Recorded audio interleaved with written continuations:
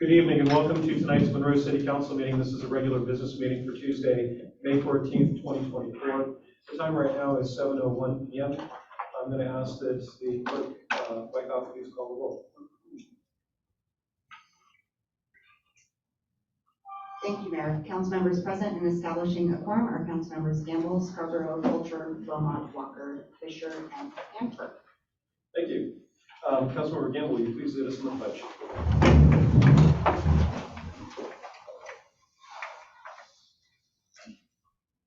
I pledge allegiance to the flag of the United States of America and to the republic for which it stands, one nation, under God, indivisible, with liberty and justice for all. Thank you. The first item that we have on the agenda this evening is the Monroe School District. I'm sorry. Review public comments.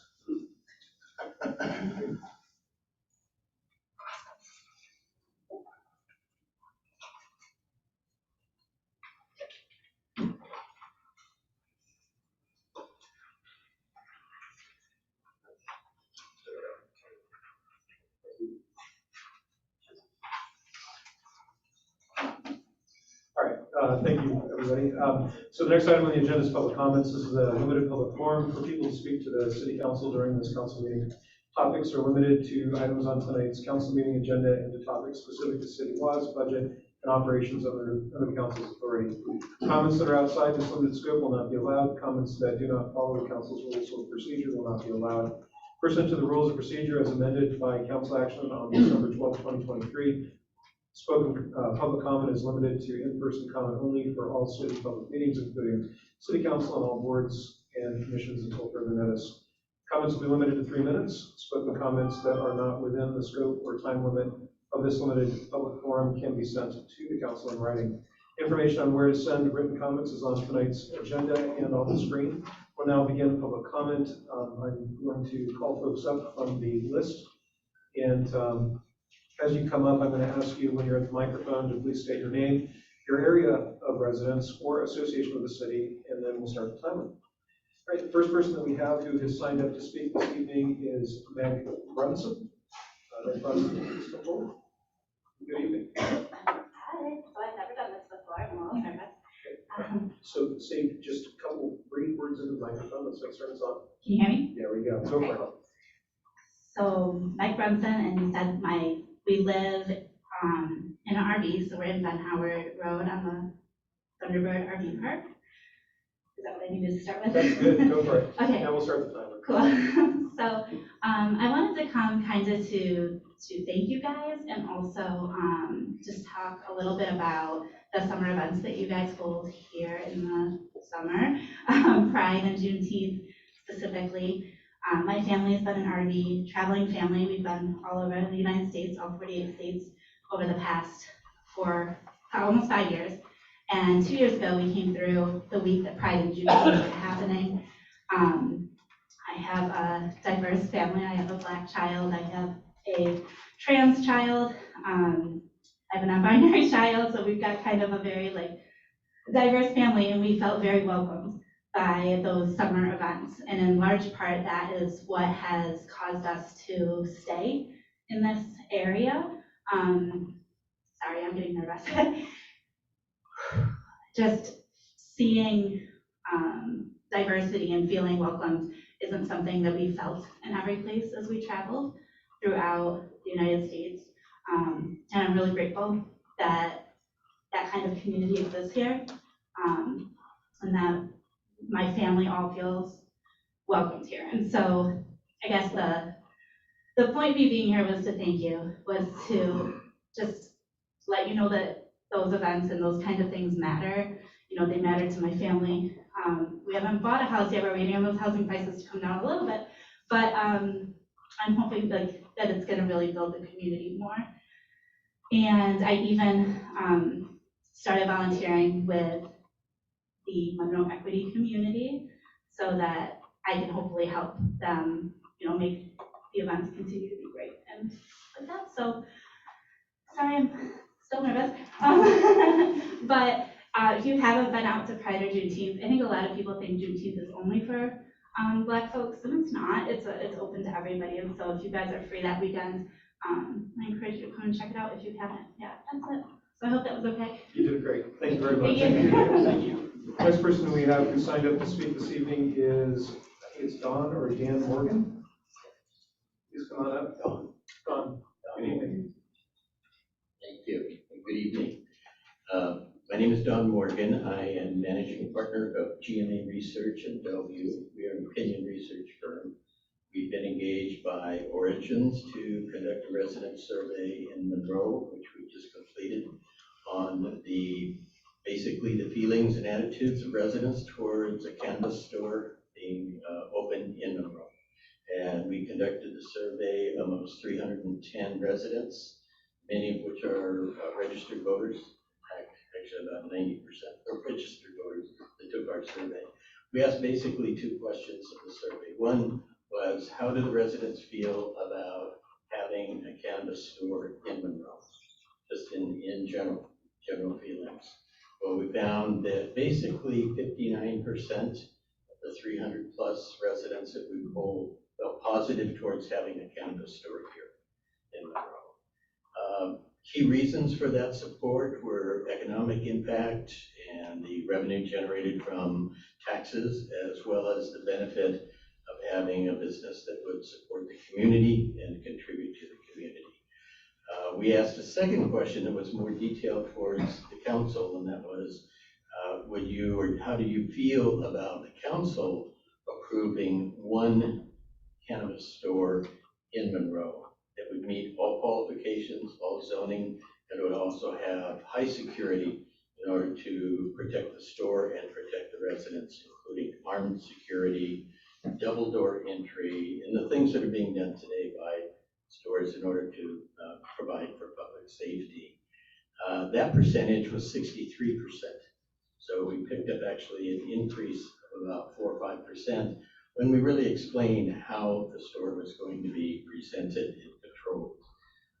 These pieces of data are available in a summary report that we provided. We will provide council copies of our report, and we'd be happy to answer any questions after the meeting, or if you decide to have a study session and you would like more information. Clearly, the report shows, and the survey report shows, that there is support, positive feeling towards having a cannabis store. And with a sample of 300 plus residents, it has a margin of error of about plus or minus 5%. So what that means is there's a significant difference in the results in terms of what we have in terms of projecting as to what would happen had we polled every single resident. So those are the results that we hope that you will take into consideration. We're basically a polling firm. We were hired in order to conduct the study by Origins, and we will provide information and answer questions. So thank you very much for your time, and I'm right on schedule here. 3, 2, 1. Thank you. Thank you. Thank you very much. I'm going to go ahead and invite the next person who signed up to speak this evening, and that's Josh. And it's Schultz.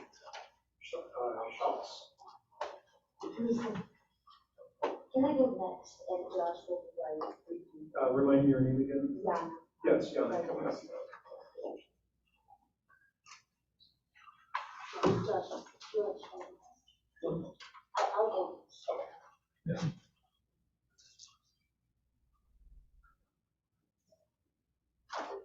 Hi. I actually don't have I understand. glasses. We'll hold the timer for Don't you. start yet. I cannot see anything. Well, thank you, Mayor Thomas and City Council members, to allow me to speak today again. My name is Yana. I'm a Chief Operating Officer for Origins Cannabis Dispensaries that we operated from 2016 in the state of Washington. Our stores is tastefully designed like a really high-end optical boutique and outfitted with a state-of-the-art security equipment.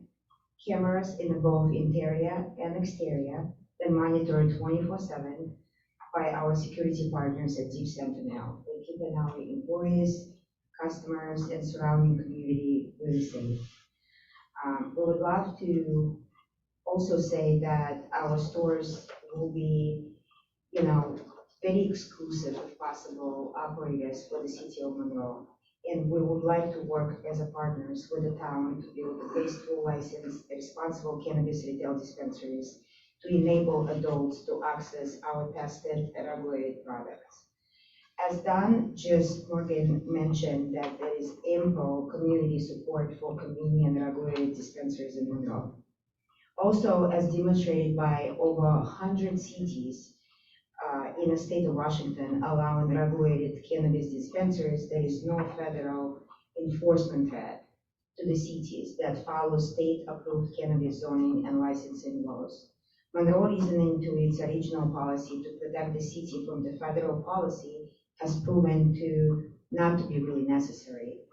We encourage city council members to make a motion to conduct a study session to review and possibly overturn the current de facto ban on the state licensed adult use cannabis dispensaries in Monroe. Hosting a study session would allow us to address any concerns and help you to provide education on the benefits of regulated dispensaries, such as the product quality, age verification measurements, and community outreach initiatives. I would want to encourage to all of us to work together and really create a framework to prioritize the safety, accountability, and transparency in the city of Monroe.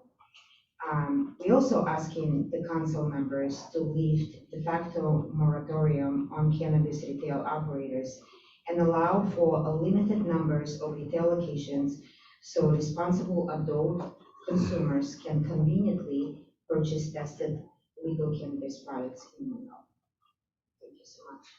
Thank you. Thank you. Thank you. Thank you. Josh?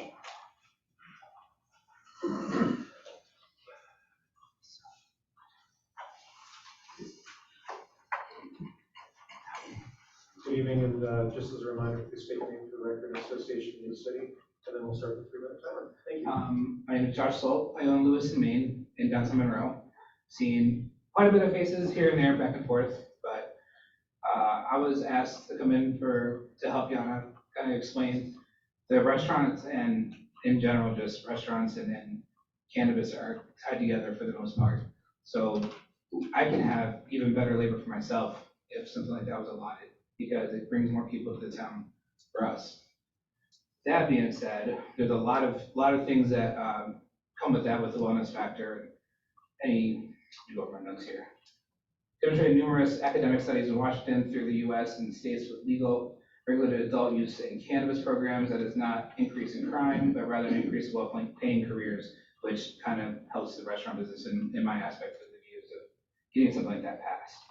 Since I-502 passed, there has been a huge increase in national approval rate for adult use of cannabis. Many use cannabis as a wellness product that can assist with sleep, pain reduction in a measured way. Adult Monroe residents who are responsible consumers should not have to drive over 30 minutes to access cannabis, which I agree with that a lot, because a lot of my workers do a lot of cannabis, help them sleep at night. It's a high pressure job for 5 hours, I guess. Yeah. By having a limited number of dispensaries in Monroe, residents can access regulated tested products in town instead of having to go out somewhere else. I'd rather have Monroe grow and have the money spent here. That's kind of my point of the whole thing. So, pretty much all I got. Thank you very much. Thank you. Thank you. Next person I have who's signed up to speak is Sean Miller. Good evening. Thank you, council members, for allowing us to speak. I'll keep it brief because I think Don did a really good job along with explaining kind of the position, and we've been here a few times discussing this with you all. We really do believe that Monroe would benefit from having a recreational cannabis store and the taxes and the jobs that it would be able to create by you council members lifting the moratorium. I don't know if everyone's followed it. It's probably not near and dear to your heart like it is ours, but cannabis was requested by the TDA to be rescheduled down to the Schedule 3 from the Schedule 1, which is going to change the landscape of cannabis quite a bit, where it opens up a lot of banking, reduces a lot of the tax liability issues with the federal 280G, and it's also going to allow for interstate commerce yet to be fully played out. It's now on the president's desk to sign and kind of figure out how they're going to roll it out, because it is such a substantial change. But I think the big takeaway with that is that nationally, this has been a movement. We now have 42 out of 50 states that either have recreational or medical campus. Is something that is here. It's staying. And so we just implore you to allow us to operate here. What I can tell you is we're a very credible, very professional, very ethical operator. And I would hope that that's what Monroe wants. I can say it without bad mouthing the industry, that there's a wide variety of players in the space. And we are one of the best at it. And obviously that's a little bit biased, but I do believe that we'd be a good fit for Monroe. One other point that I'd like to make from Don's statistics that he shared, and I'm sure you'll see this from the slides if you go through the public records, was that, and I found this interesting, that the vast majority of the respondents were actually of an older age versus younger age. And so even with that, we had overwhelming majority of support versus if we would have gotten 21 to 40, and that be the majority, we would have seen a greater increase, and that's just from national standards. So again, just supporting the fact that I believe Monroe residents support it, and we would love for you to also support it. So, thank you. Thank you. Thank you. All right, that's the end of my list of people who signed up to speak. Is there anybody else who would like to speak to the council this evening during public comment? All right, seeing none, we'll go ahead and move on to the next item on the agenda. That item would be under announcements and presentations, item number 5.1, Monroe School District 2024-2029 Strategic Plan with our Superintendent, Sean Wood. Hello. Let's have it. This is a pass out to you all. Yeah.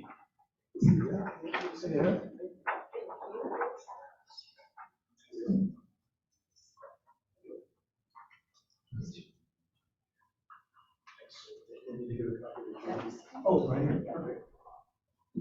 That's my customary seat for board meetings. This feels a lot less nerve-wracking. Yeah, before you begin, Sean, thank you very much for allowing us to use this space. Well, I was a little nervous when the equipment wasn't working. I had to ask Paul, is that our equipment or the city's equipment? Yeah, thank you so much for having me. I will say today is the 1-year anniversary for my wife and I. We moved here 1 year ago. And applying for the job of the superintendent of the Monroe School District and choosing to move to Monroe is one of the best decisions my wife and I have ever made. As elected officials, I'm sure you are so proud of all the great things going on here, and I'm just super impressed. You never know when you move somewhere until you live somewhere a year. I'm still really happy, so thank you for that. So thank you for the time. I really appreciate it. It's an honor to present. I know you have a busy agenda, so I'll get right to it. You all have a copy of our strategic plan. I was told today that there may be a council member who has a child up on our front page of this. Is that correct, Jason? That's my son. Yes, right on. So Jason's son is the curly-haired kid right above the belonging, the second kid from the right of the belonging word there. He was one of our participants in a very special basketball event we had at Monroe High School. It was fantastic. So with that, I'll dive right into the first slide here. And a little bit about our school district. As you may or may not know, we have 10 schools. We have about 5,700 students. We are much like the rest of the U.S. and the state of Washington in that we have lost a lot of enrollment over the last 2, 3, 4 years. I predict that we're going to start seeing a trend of an upward enrollment for the Monroe School District with some of the planning that we have in place. You may be surprised that we have 20, we're a very diverse school district. We, much like the city of Monroe, we have 22 languages spoken in our school district, and that comes as a surprise to most people. And you can see our student demographics up there as well. Next slide. is just a little bit about this, the development of our strategic plan. I want to acknowledge we have Jen Bumpus, our school board president, here this evening. Here to support me, she says, but also I think to maybe keep me honest, so please speak up, Jen, if you need to. I was actually very happy when hired by the board, or actually when I was researching the district, and they had said, hey, do you have experience with facilitating the development of a strategic plan? And I was happy to say that I did. And it's really kind of a nice time to enter an organization when they want to reboot or a new plan. I was really happy that they trusted me to facilitate the plan as well, so it's been a lot of fun. So hit the ground running in August and really July, and started just listening to folks out in the community. Most of it was in a very structured manner, where I was simply asking 3 questions. One, what is it that we need to take care of like yesterday in the Monroe School District? What do we need to be working on like immediately? The second question was, what about in the next couple of months or the next couple of years? What are some things that we should address? And finally, I asked, what are your hopes, your dreams, and your aspirations for the Monroe School District? Those questions were asked during broad-scale community meetings where we literally sent out a postcard to every post office box holder in the school district, and we had a very good turnout at our community meetings. Of course, I met with all schools, all staffs. We had focus groups with students, with staff, with community members, and with family groups, and then we used thought exchange to survey folks, and we had a very large turnout there. So once we got all of the feedback, the hope was that we could develop a draft plan that really spoke to the things that we were hearing, the themes that were emerging from those conversations, and we heard a lot. So what you have in front of you is our plan. In my experience, a lot of districts will stop there and they will bring it forward to a school board for their consideration and public comment. We decided to push the draft out to our community and run a series of focus groups again to make sure that we got it right. That's where I met Kyle. Kyle, thanks for coming to a focus group. And we made a decent amount of adjustments based on our draft. And then we brought it to the school board for their approval in April. So we are now in the final phase, and what we're trying to determine now is we have 5 big picture goal areas, 5 to 6 target objectives per goal areas. We have about 30 big items to attend to, along with everything else. So what we're doing the next couple of months is just trying to determine, okay, this is a 5-year plan. What are the most important things that we need to do at a really good and deep level next school year? We're going to attend to everything in the plan, but we're going to only pick 4, 5, 6 things to really focus on as we kick off next school year. So let's see, next slide. We did a reboot of our vision too and our mission. You know, why do we exist as a school district? What do we hope for our students? And we switched it to a very student-focused vision. And we really want kids to feel like they really belong in our schools, that they matter, that they're challenged, they believe in themselves, that they feel connected to their learning, to their peers, to the adults, and that we really want kids to see a future that they want and know how they can achieve that. So we really have a vision where we're going to be working with kids to, from an early age, start unpacking what do you like to do when you're not in school? What are you interested in? What are you passionate about? And we want our students to be able to see that as you graduate from high school, you can engage in work that intersects with your interest areas, your passions, etc. Our mission is essentially we exist to ensure high levels of learning for each and every one of our students. We also have a promise. It's all about students feeling a sense of belonging, believing in themselves, and achieving at high levels.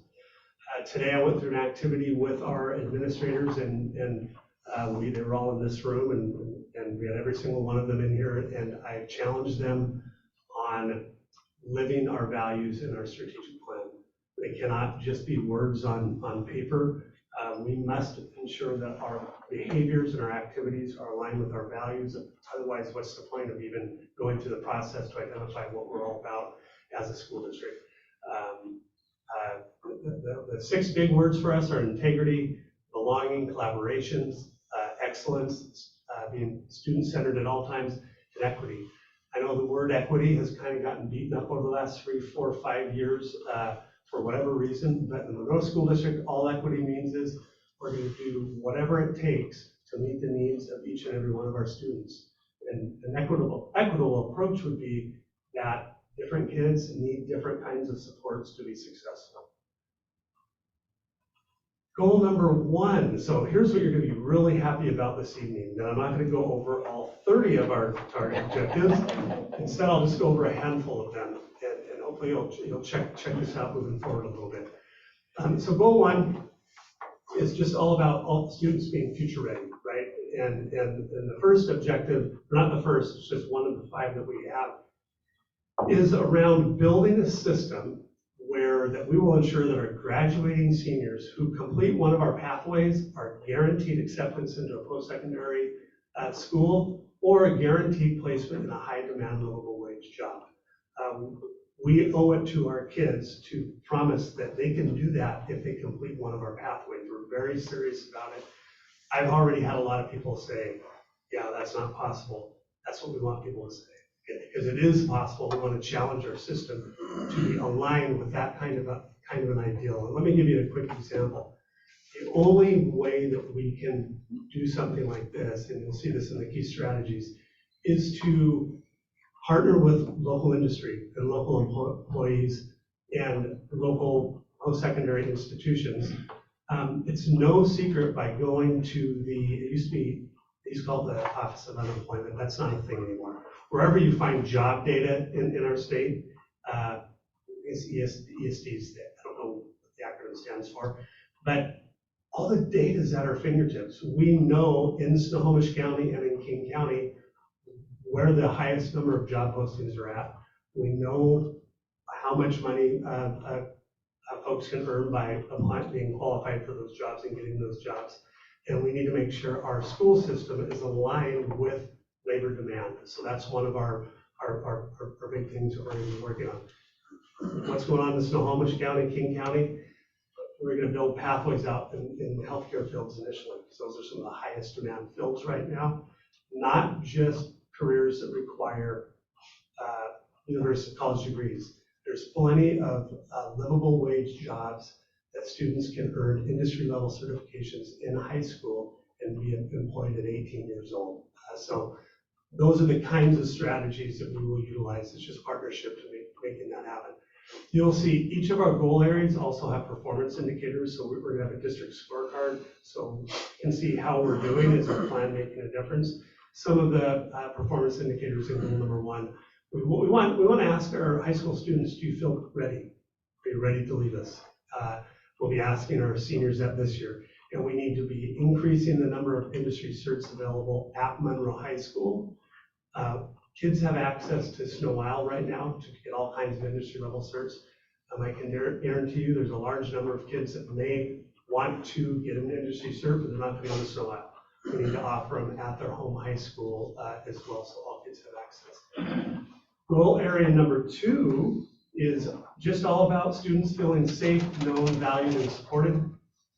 One of the things that got a lot of press around here and statewide was some thinking that our district wasn't addressing harassment, intimidation, and bullying issues at a level that they should have been addressing. So some of it was perception, some of it was reality, but we're getting after that one for sure.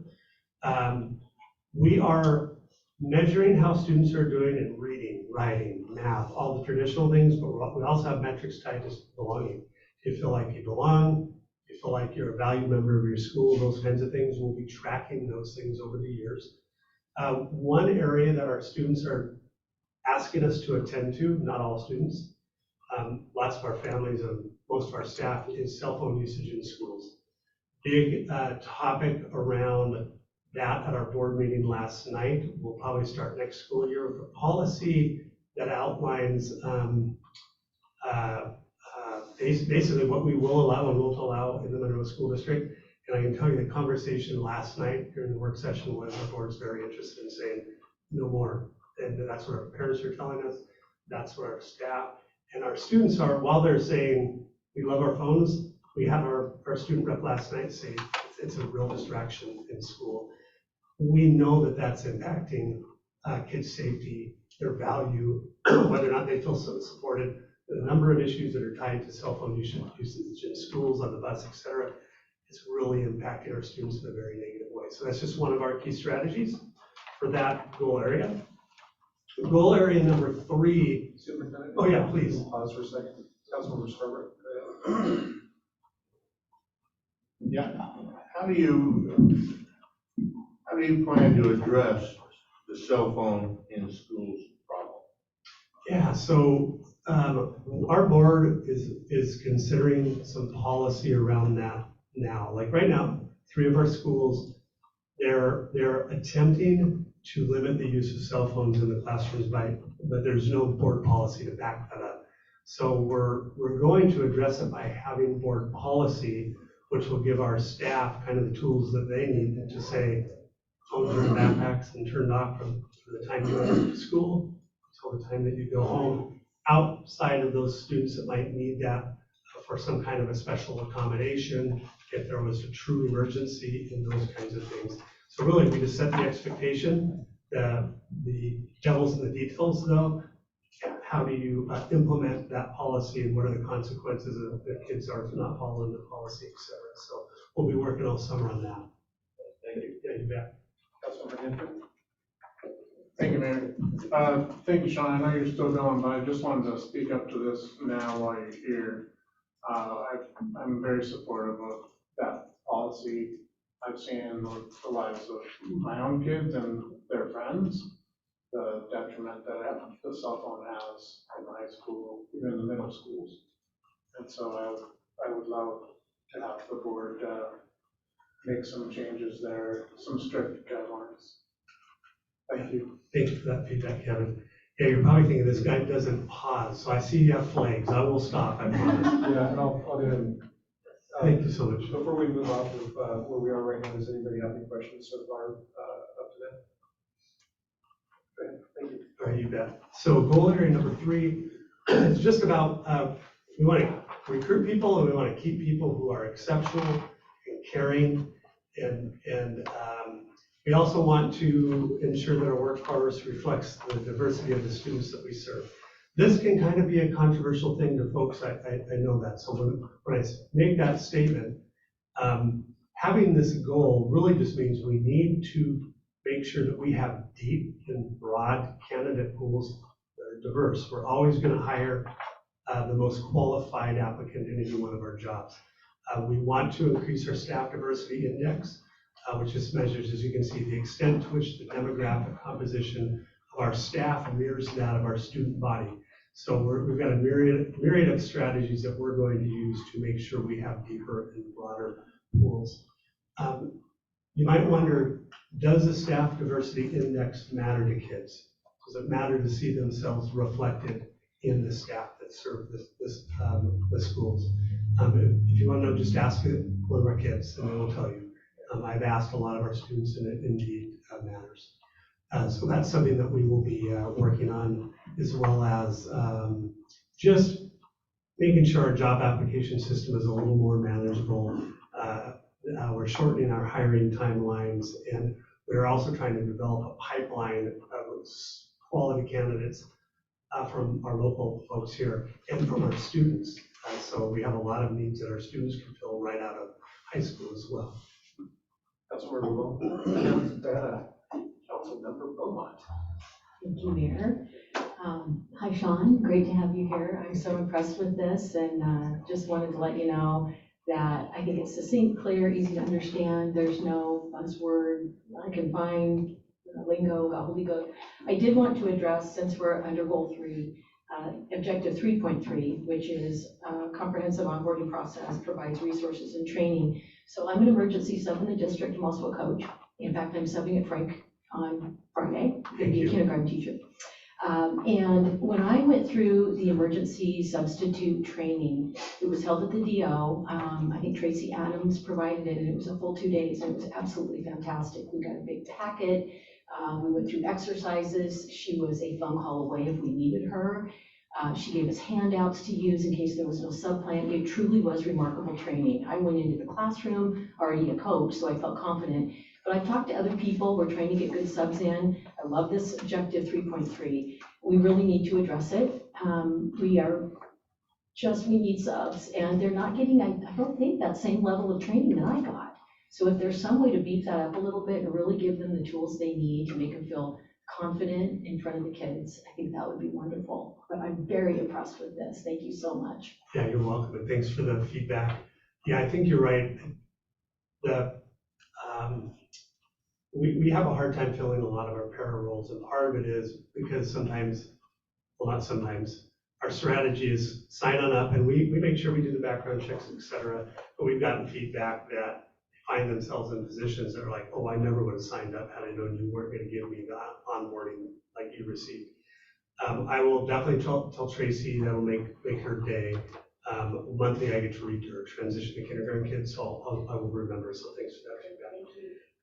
And yeah, so we just want to build upon what's good. So I'm glad that you highlighted that as well.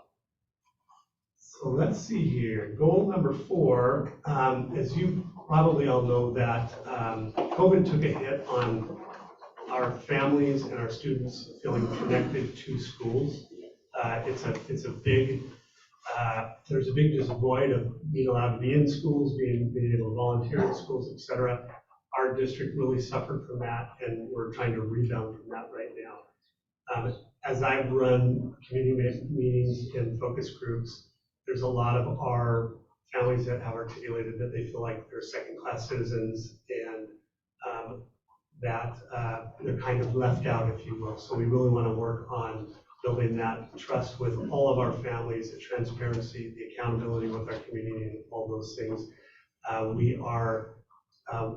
One of our key strategies is just really focus on communication and try to find out how often do our families want us to communicate with them, how do they want to be communicated with, what kind of modalities should we be using, et cetera, and making sure that we're always setting up forums where people can give us feedback as far as how we're doing. We'll try some new things out. We need to ask people if they hit the mark or not, and if not, we'll let people know, we'll make adjustments, et cetera. So that's our 4th goal area. And our final goal area is simply on utilizing our resources and demonstrating transparent fiscal responsibility. I was able to share with our board last night, or actually the board gave me authorization to begin a community facilities advisory committee. The last time we had one of those was in 2014. I think Mayor Thomas was on that committee. And is anybody else on that committee that in 2014? That resulted in a recommendation to the school board to run a capital project bond in 2015, which was passed, well over $100 million, and lots of great work was done as a result of that. It's time for us to get a group together again, and we're going to send out some information on that and ask for applications, and we'll get that kicked off in September. So definitely a lot of work to be done in this area as well. And you can see by flipping through this, we have a lot of other ideas. One of them is just to demystify school district financing and develop a citizen's guide to the budget. That I like how Tammy, you said no acronyms, you said gobbledygook. We have a phenomenal CFO. She's absolutely amazing, and she speaks CFO speak, right? And so she's working on it now with a group of our community members. How do we take what we currently do and develop a cheat sheet for folks so they don't have to wade through the hundreds and hundreds of pages? So appreciate her efforts on that. And finally, as I mentioned, we are every year what we'll do is, again, we'll pick some priority objectives. We'll develop set some measurable goals in each of those areas. We'll be broadcasting out our scorecard, how we're keeping track of all the things that we're doing and are we hitting our targets, and we'll report out yearly. So I'm very much expecting that we'll get really good results. One of my favorite sayings is, if you don't know where you're going, any road will get you there, right? Super fun for a road trip, love that.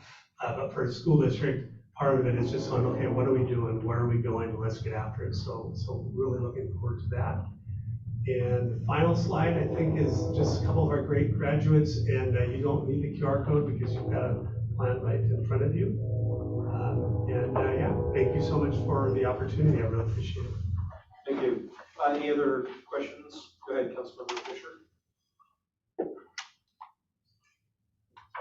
First of all, thanks for coming tonight, and thanks for taking on the challenge of the Monroe School District. We all know that we were having some fairly significant problems before you got here. Love your approach. So when I met Sean, I went in because I have two students that go to Monroe School District.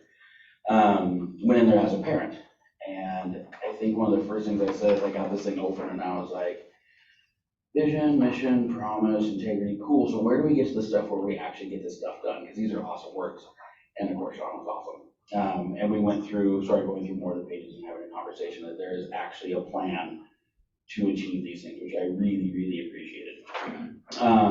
I also like the whole cell phone policy. We have one at the Fisher household. I can write up a quick document if you want some pointers. So I don't know if they're gonna be very good or not.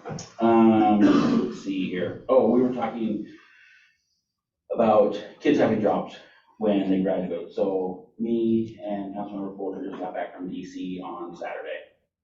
One of the big things that our electeds at the federal level were talking about and the county was infrastructure and having people work and having bodies that can do work to build roads, to build bridges, to build housing.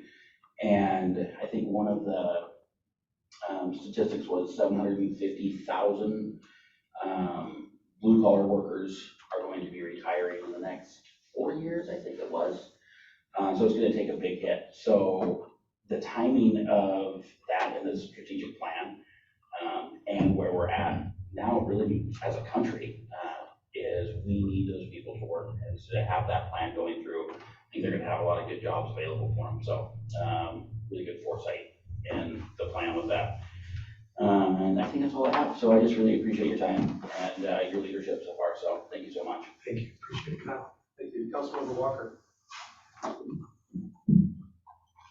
Superintendent Woodward, I want to express similar sentiments. I think Monroe is so lucky to have you, and I appreciate you coming and presenting.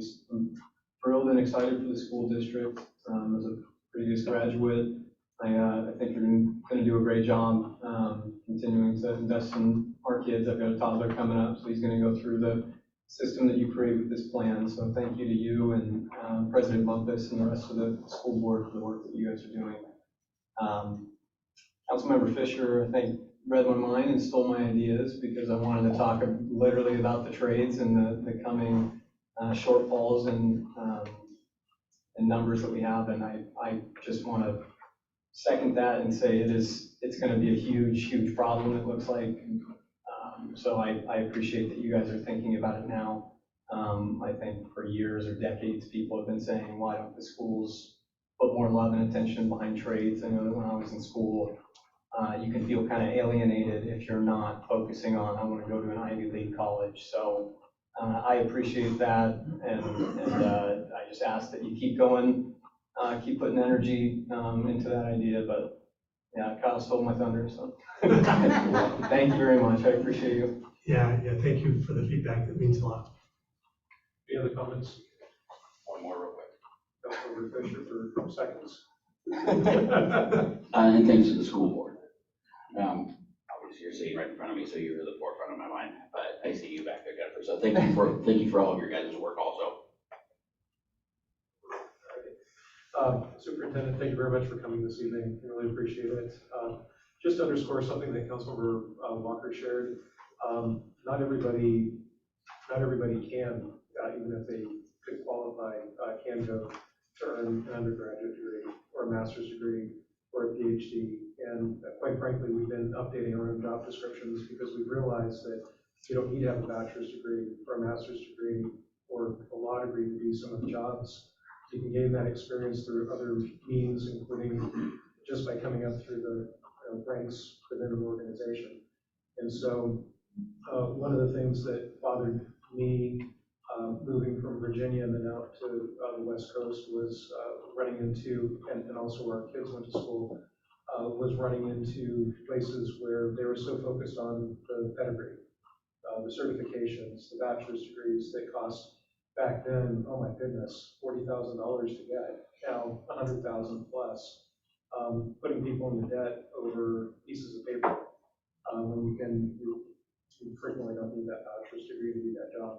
So I thank you for, and the school board, for looking at other ways to get people opportunities.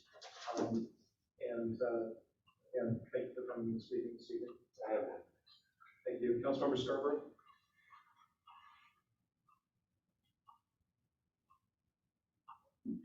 Also, to dovetail into something else, you're talking about students realizing that they don't necessarily have to have a college degree, and you said something about changing your application forms.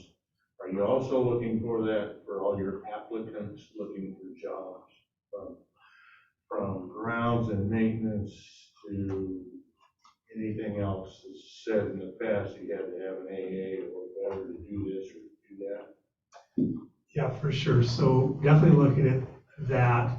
There are certain positions that by state law were required for certain certifications. But for most of them, we're not. We're looking to get people in the door, come to our job fairs, let us talk to you. Do you have the soft skills? Because we can teach you a lot of the rest. So I appreciate that point.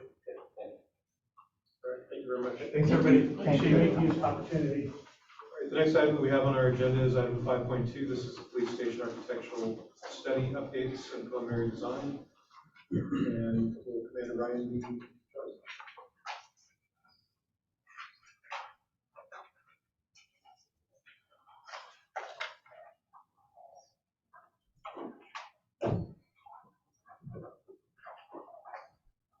Good evening, Mayor, Council. Paul Ryan, Commander with the Police Department, and I have with me here Brett Hansen tonight. Brett is the principal for McKinsey. McKinsey is the architectural firm that's helping coordinate our police station facility analysis. So tonight, Brett's going to go through a series of slides, kind of updating the council where we're at with our particular study. Thank you, Commander Ryan. Good evening, Mayor, members of council. It's a pleasure to be here. There's been, I know we've provided an update previously. I'm a member of our team. I'm proud to be here to provide you tonight's update. Leading up into this, before we get into the content, just to touch on the work that's occurred over the last, up into the last few months. Previously, working closely with the police department, we went through a functional needs analysis alongside evaluation of the existing facility to best understand their current operations, as well as to effectively forecast and identify what their needs are today, as well as looking out into the future. So we utilized workshops as well as questionnaires and other methods that we've developed over the last few decades with other law enforcement agencies to effectively find what that functional needs analysis look like.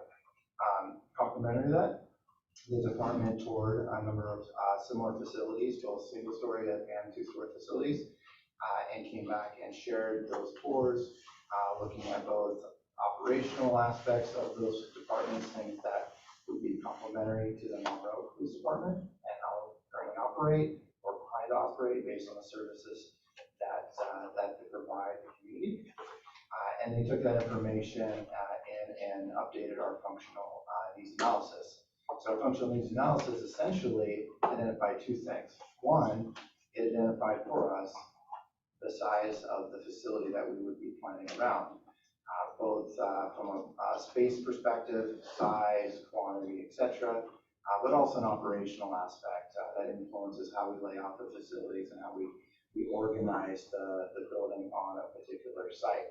The second major element that came out of that study was the exterior aspects of what the department would need, both for access, but functional operational elements such as emergency generation, transformers, recycling garbage, and most importantly, the largest aspect is the secure parking.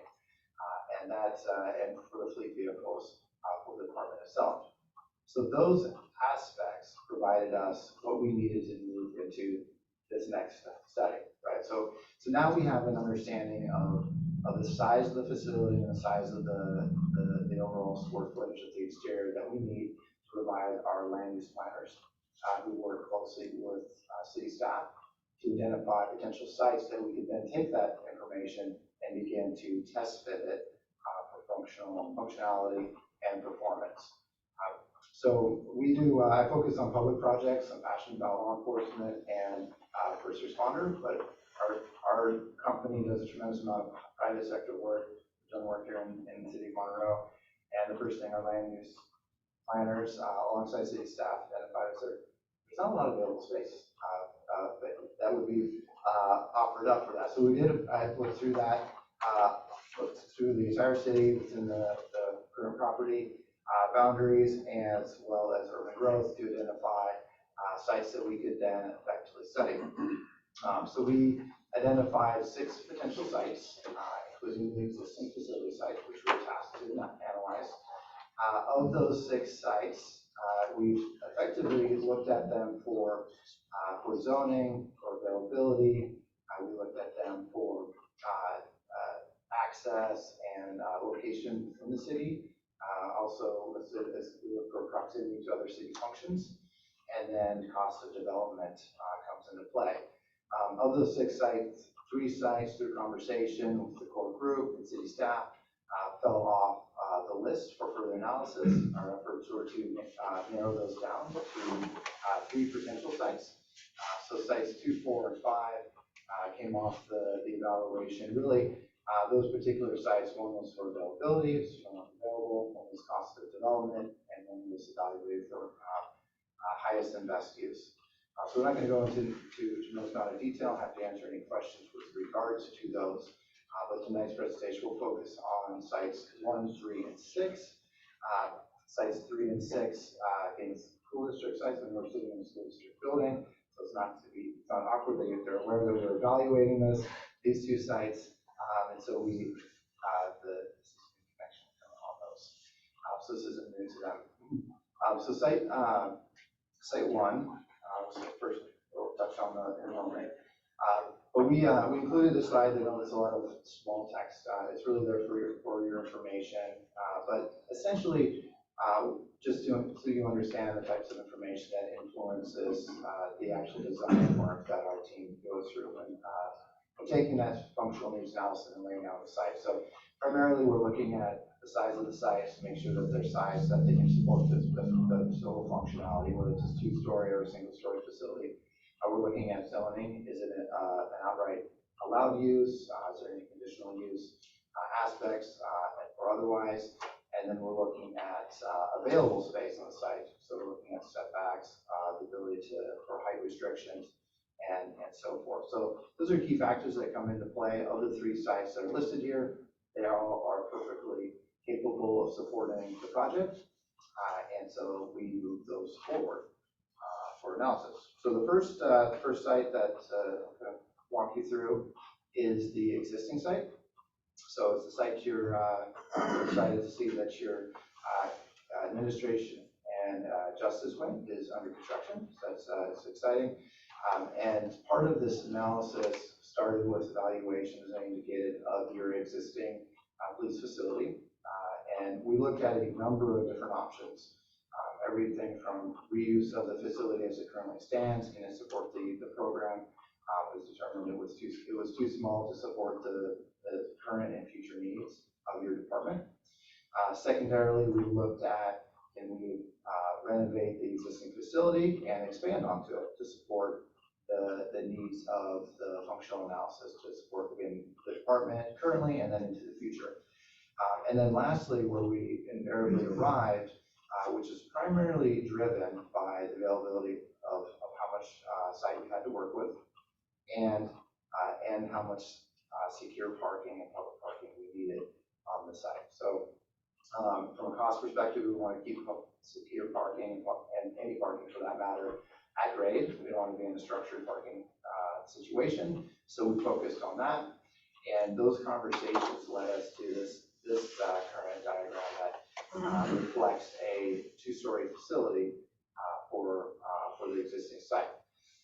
By doing that, we moved certain elements up to the second floor, and it freed up available space on the site to support the secure parking needs.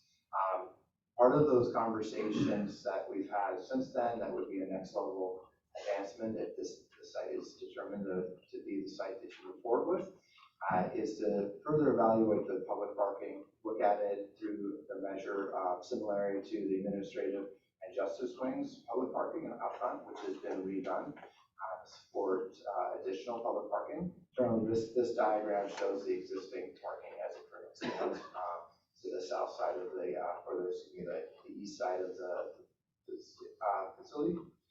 And then secondarily, working with city staff to potentially identify additional functions on the site that may be or could possibly be relocated elsewhere to allow for additional secure parking, perhaps a relocation of the existing fuel station and emergency generator to allow us to include additional secure parking as well to support this particular option.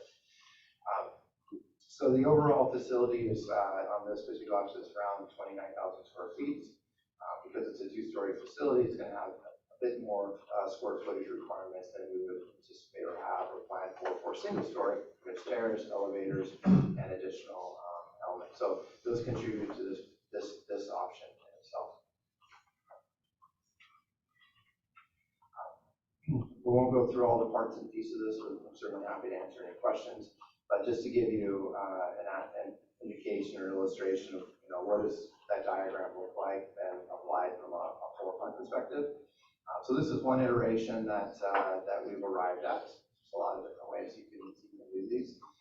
The gray there is our public areas. That's our public lobby. That's our entryway. That was evaluated and placed there to be complementary to the entryway to the administrative and justice wing adjacent to this facility.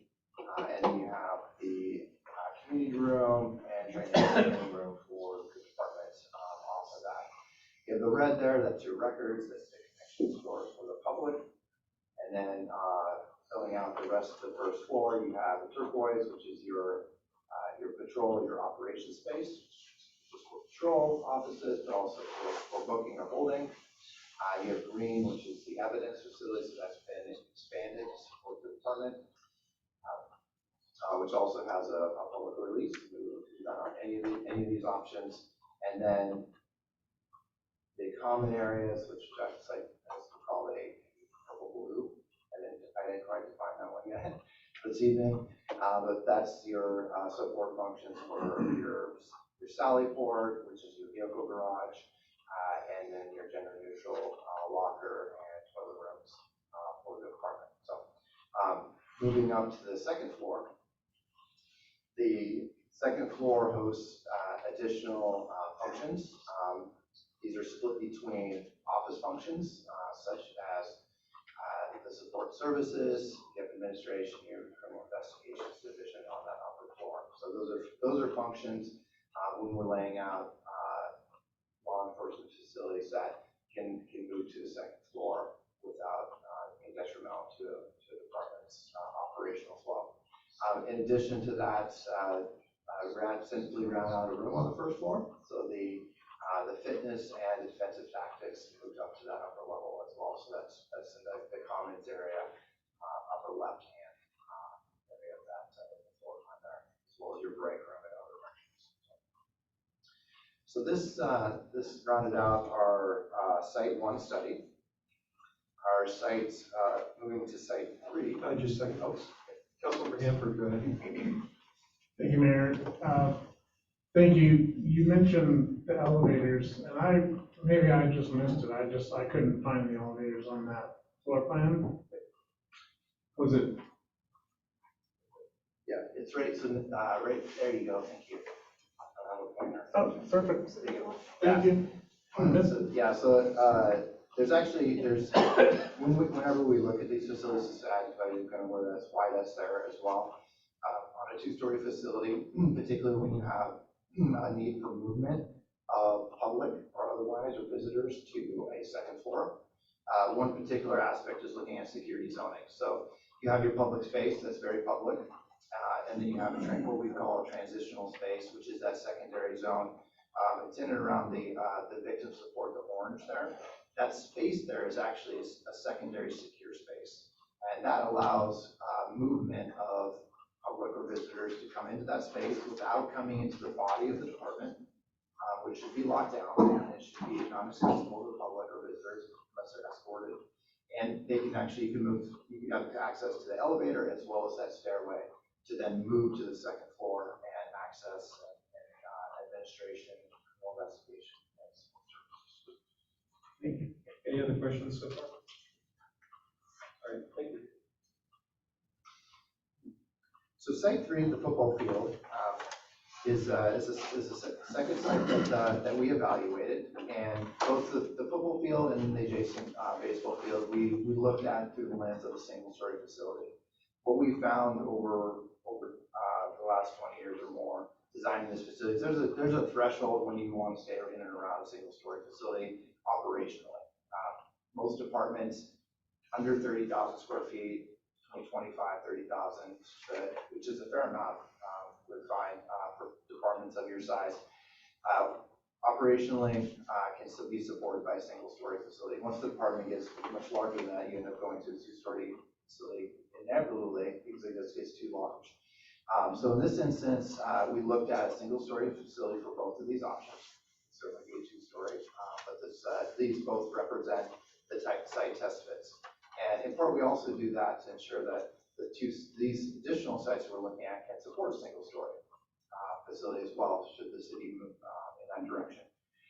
One contributing factor that I do want to point out before we can talk in more detail about where the building's at and the parking, that we determined and worked closely with city staff on early for both of these sites is the addition of a roadway. It's part of the current comprehensive plan. It's being updated. That was something that was brought to our attention by city staff, and we met with city staff a number of times to start to define what and how that might look like. So in this particular instance, this future roadway that would go through these two sites is aimed at providing a higher level of connectivity at the Hill and Kelsey intersection. And it's going to create that or remove that T-bone intersection at Columbia Street and Kelsey. So working with city staff, for this particular option, we identified doing a half-street improvement along the north edge of the site. In part, it's a half-street improvement. Obviously, there's residential lots just directly north of that property line. So half-street improvement would be built as part of this development. In addition, there's a roundabout at the end for the fire department, which also coincidentally serves as an access point for trash and recycling, as well as the impound yard and a secondary egress or access point out of the site for the police department itself. Overall, when we're laying out these sites, which is something that we consider and closely look at, even with regards to the existing site, are a number of aspects that we refer to as crime prevention through environmental design or SEPTED. It's a measure from a law enforcement or a crime deterrent aspect that we evaluate even at these early stages for site design and layout that can help mitigate crime or threats on the site. So it's really promoting natural surveillance, it's promoting territoriality or zonal between public and secure zones, and it's looking closely at access in and how you move throughout the site. So what that means for these is essentially that our design team is looking at distinct public and secure zones. Just as much as we're considering for the interior of the facility, we're starting by doing that also on the exterior. So for this particular layout, you'll see that the site is defined by public parking to the right hand of the site off of Kelsey. That's where your primary access points come in. It's from a wayfinding perspective, identification of where to park, where to enter the facility through the plaza. That's located up front. And then the building's serving as a buffer, if you will. between the public and secure parking, the secure being to the left-hand side of the site. Councilmember Scarborough, go ahead. Who's responsible for landscape maintenance in this city or the police department? It'd be one in the same. Yeah, if we move forward with this particular proposal, the city would be responsible for maintenance of the property. Somewhere along the line, there'll be an estimate of that cost. Yeah, so that's really the next phase of, the next. We want to pick a site, we want to think about that. Yeah, then the next phase of this project is really establishing cost estimates, a rough order of magnitude cost for the three sites that we're discussing tonight. So in terms of the work that we're doing on this project right now, that's where we sit right now, is really in the costing phase. So Thank you. you bet. Any other questions so far? Please continue. So this site, just kind of round out before we move to site 6. Essentially, the secure parking, which is fenced, is located to the left, as well as relocating the impound yard from the existing site to this. So you can tell from the site itself, there's additional area that can be preserved for future growth to the left stand or the west side of the site, and that green area. Site 6 is larger, so this is the largest of the sites that we evaluated. So first for us, you can see the roadway coming through there. So we looked at a couple different options there. There's different ways in which you can evaluate or design that. Certain aspects that were considered was, was how it flowed through the site, what's the speed limit that would be anticipated, because that drives the radius of those turns, and then what's the overall width of what the city and staff would be looking for there. So that represents what a future roadway through that particular site could be. It's one option that's singular for this for test fitting this site. So again, there's more space on the baseball field site on site 6 than what's necessary from a functional perspective.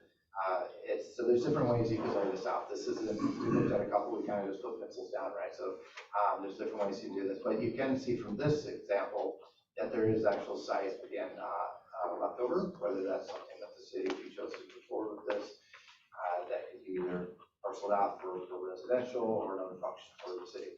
As far as the layout of the police facility itself and the parking, see, we've taken a different approach in this instance to bring the building up closer to the street, get a little more frontage there, and then the site's longer, so we located the secure park or the public parking just to the east or to the right of the building itself, and then using the building again to screen or essentially help secure the secure parking. So the building, essentially, you're offsetting the cost of any fencing or any secure elements with the building that you're already going to be paying for. So any of these instances, we're always looking at how we do that.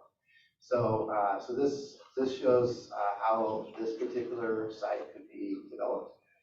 Again, it's the largest of the sites, so I won't go into the same level of detail as the football field, but essentially we applied the same characteristics or the same methodology that I described for the football field to test the baseball field. So next steps. Actually, thank you. We also went through the exercise of studying a single-story facility here. So this one is more representative of the football field. You can see the location of the gray or that public entryway, which is centralized. Obviously, that would move if the baseball field was identified as a site of choice. But on a single-story facility, you've located the central entryway. You have records in red, and then the advantage in this particular instance is you're locating all the occupied or office components together for staff. So you have records, you have administration, criminal investigations, and control for operations components, kind of all together on the right side of the facility. You have the support services in the purple, and then you have the green in the others. The turquoise is your booking, and then I guess dark blue gray is your common areas, or your support services. That's your sally port, that's your fitness, defensive tactics, that's your break room, that's your locker rooms, restrooms, armories, and so forth, in those spaces. So with that, that's where we've currently advanced the design as an update for now.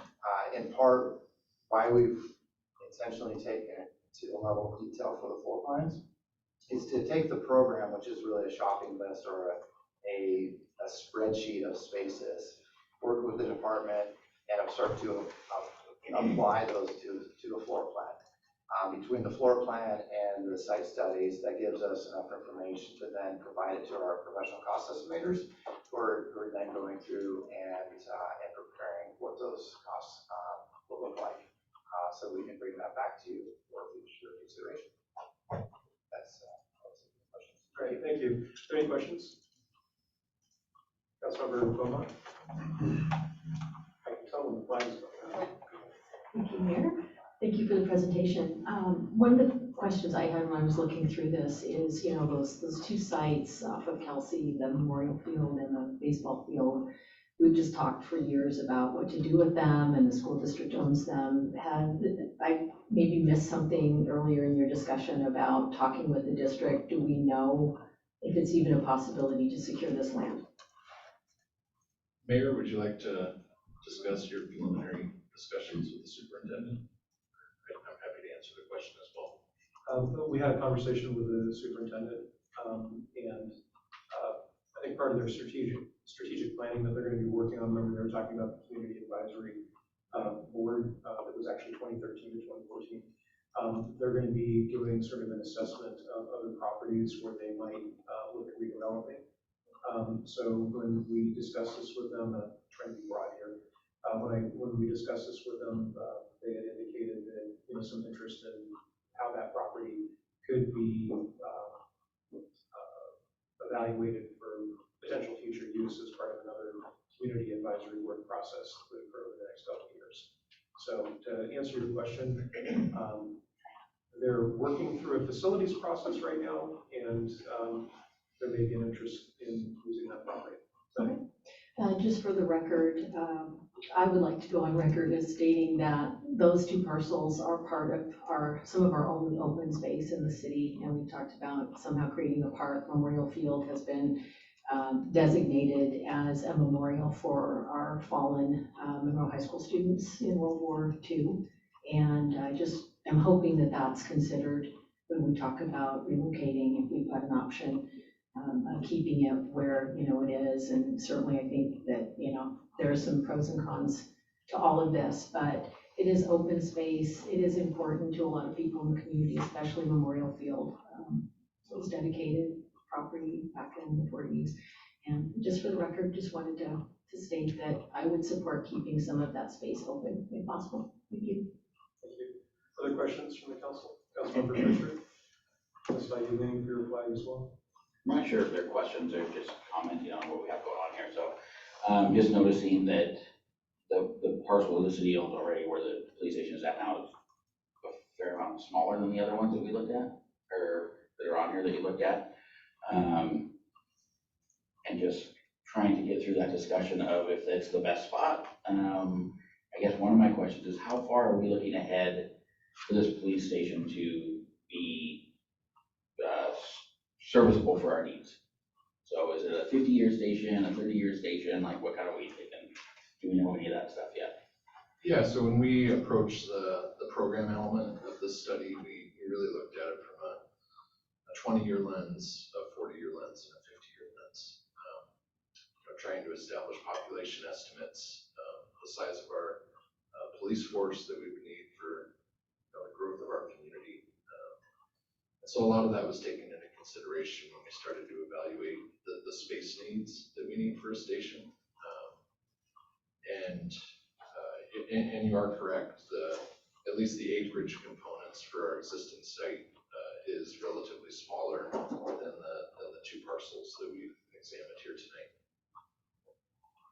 So are we moving forward with like a 50-year or a 40-year? Do we know any of that yet as far as our what we're building it for. I think I heard a 20 and a 40 or a 50-year lens or something like that. Yeah, I think from a strategic perspective, we need to shoot long, right? So I feel like we approach this from a 40 to 50-year lens, knowing that building public facilities is not something that should happen on such a routine and frequent basis. I mean, we need to be smart. And so that's the approach that we took. How big is the property that the police station sits on now, I think we including public works? I don't know that. Oh yeah, it says 369 or 3.69, but Yeah, if you include public works, it would be a lot larger, right? Yeah, I can't speak to the specific acreage of the entire municipal campus site. That specific acreage is just our footprint for the police station. Okay. Yeah. I guess what I'm getting at is when I'm thinking of 50 years, if I look at Monroe in 50 years, I don't know how we can fit all three of them right there. If we look at 50 years out. That's just me. Because it seems like it's getting tight all the way through there. So, I don't know. I would just think maybe M&O, you could take over some of that space and figure something out. I always call it M&O from the department or city that I work for. So yeah, just looking at the space thing, and you had mentioned, the only time that you had mentioned, oh, ran out of space, we put the fitness upstairs. The only time you mentioned run out of space was the first one, not the other two. So just something that I kind of picked up on. I was like, man, you need to carve out a little more space there. It looks like a lot space now. Yeah, Councilmember Fisher, just so you know that that was some of the conversation that we had a few weeks ago was the ability to look at M&O. We're talking about the same area.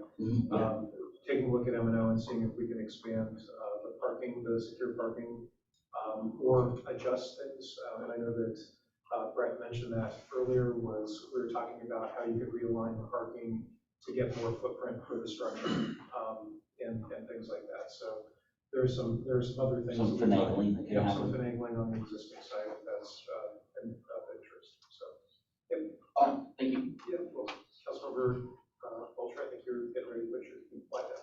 I was, subliminally flagging, so thank you.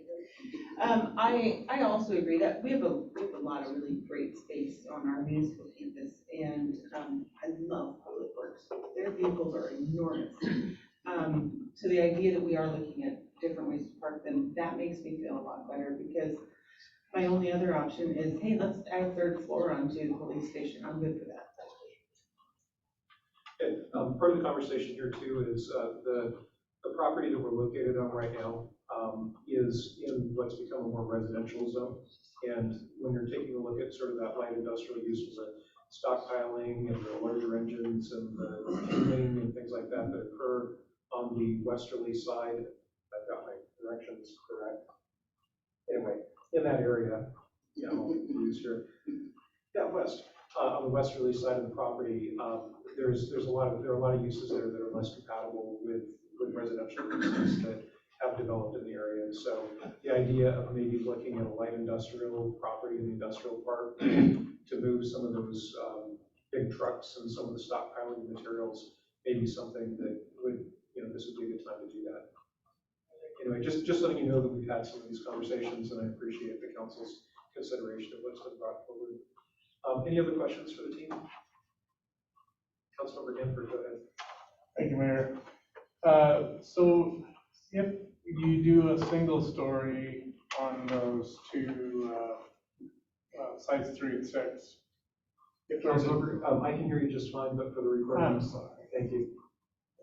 If you were to build a single story on either 3 or 6, would the foundation be, kind of going along with what you said, would the foundation be built in such a way that a second story could be added in the future, or have we thought about that? That's a great question. We get asked that 95% of the time. So, yeah, the answer is yes. It certainly can be evaluated. We talked about forecasting for the projections of the space needs. Where that that's 20, 40, 50 years. These buildings themselves should be designed and be able to accommodate from a quality perspective 100-year buildings, right? So invariably, they should outlast your program in some form or fashion to the point where you've outlasted our ability to project what you need in the size of apartment. So it can certainly be done. Of course, 50 years out, building codes are going to look different than they do today.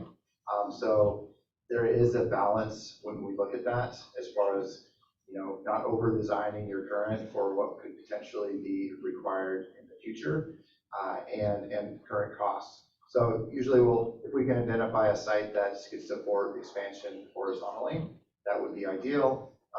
Other departments have also evaluated, can they go down? Is there a basement option? Those are certainly things that allow for expansion as well, depending on that upfront cost. But the answer is yes.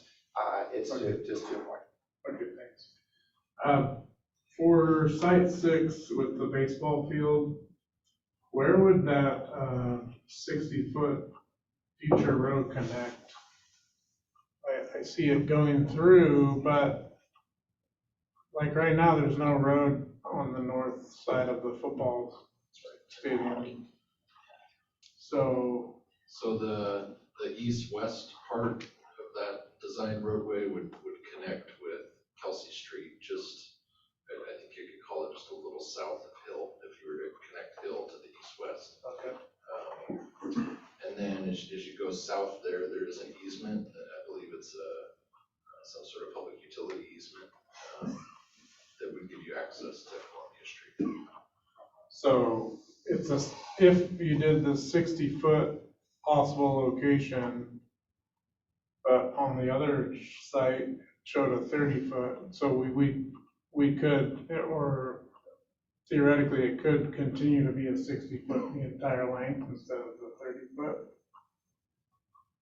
Yeah, so the roadway would be developed under this lot, and then whoever develops the next parcel. So there's two ways we could do. You could do the future portion of the football field. It could either be up further 30 feet, which would align with our half street improvement that we were showing under the football field, or there could be a light jog in the roadway. I think we've looked at a number of different ways in order to create a safe radius to connect in at the intersection of Hill and Kelsey, while reducing the impact, of course, on those neighboring residences up above. Okay. Yeah, I agree. As far as like going back to what Councilmember Fisher said, and the campus, the existing campus, kind of bursting at the seams. But if, like going back to what you said about if now is a good time for the public works portion to be able to move all those big rigs into the industrial area, I think my preference, I like having the police department right there on Main Street. It's right, they have easy access to go wherever they want, and I like that. So I think the public works and moving those things around so that we could keep the department in-house and possibly not have to do 2 stories or still do 2 stories. I personally prefer that idea. Thanks. Thank you. One of the things that is a benefit to having it co-located on where it is today, and like everybody's been saying about adjusting some of the more light industrial uses to more suitably zoned property, is that you've got the administration of the police department, and we always talk about adjacencies, right? You want to have similar functions together, and when you take significant portions of your enterprise, of your city, of your company, and you start locating in different places, it can sometimes cause complications in just administration. Just that physical separation, you can't just walk across the campus, which is not real far, to go into the building next door to just drop in on the chief if you're the city administrator or the mayor. Same thing, the commander would have to get in the car to come to the main campus to see us. So yeah, there are some things that, in terms of adjacencies, that would be preferred to try to keep on, on the same campus.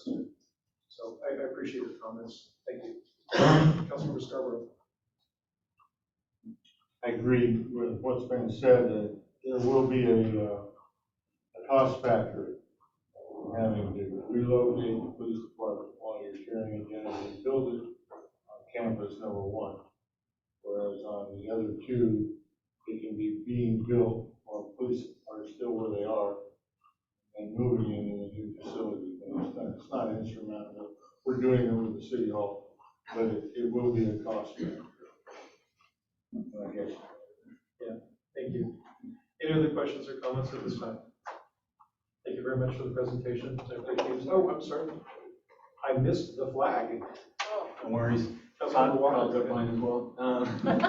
Thank you guys very much for the presentation. I'm sure you guys put a lot of work into it over the last few months, and I'm really grateful to see the work that you guys have put out. I'm a fan of the baseball field ones because I played at those baseball fields and rolled my ankle a lot, and I think they could use a renovation, or the land could use a renovation. So, Councilmember Scarborough, that's an awesome point about the cost of temporary relocation. But I just wanted to say, I think a new facility for the police department is a long time coming, and just looking forward to next steps in the process. And yeah, thank you. Thank you very much. And thank you very much for the presentation. Thank you. Good job. All right, next item on the agenda then is the consent agenda. And actually, before we move on to that, I have two proclamations that I'd like to go ahead and do at this time. Unless there's objection, I'd like to add two proclamations to the consent agenda. I'm sorry, not consent, to announcements and presentations. Commander Ryan, Commander Ryan, can you hold on? Sorry. Okay, so the first proclamation is just recognizing the week of May 19th through the 25th as Public Works Week.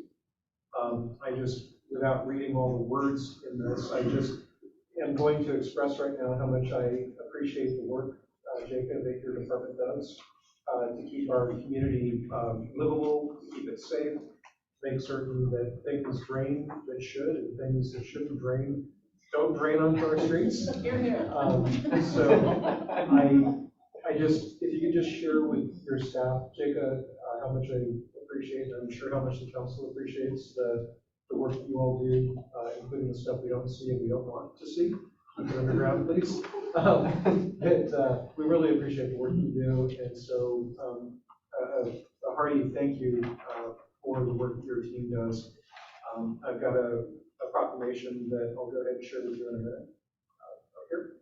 And then also, this is National Police Week, and so I also have a proclamation here just recognizing the week of May 12th through the 18th, 2024 is National Police Week. Part of this week also is a time where the police profession acknowledges and remembers the loss of law enforcement officers, especially in the line of duty. And so this week is a really important week, again, just for recognizing the work that our law enforcement officers do and also the losses that have occurred in the line of duty. And so, Chief Kelly, thank you very much, and please share our appreciation to your team. Keep us safe, and I myself really, really appreciate all the work you do to keep us safe. So thank you. Thank you. And with that, I'm going to invite the council to come in front of the dais with me, and we'll go ahead and present first the Public Works Week to Jacob and Scott. So if you two can come on up, we'll present this to you.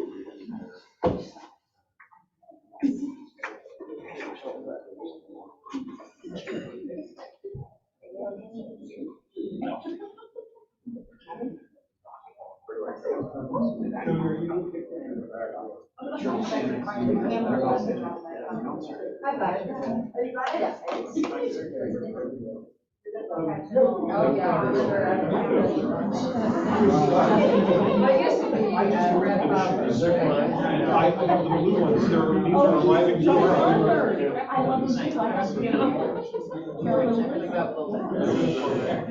Who's gonna be in front? Okay. I want to try and get this. Okay. I'll stand down. Oh, it's an Android. You're just. Yep. It's gonna take a really good picture. Oh, man. Just a second. All right. Are you ready? Thank you all. There you go. Great. Thank you very much. She's not gonna We have another one? Anyway. We just have one more? Is that it? No, we have the officer. Yeah, we have one more. Chief and Commander. Are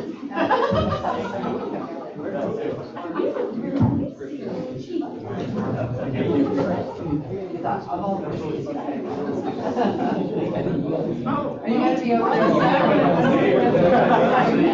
I don't want to be next to Commander Ron. Can you take a knee? Right up front. Right up front.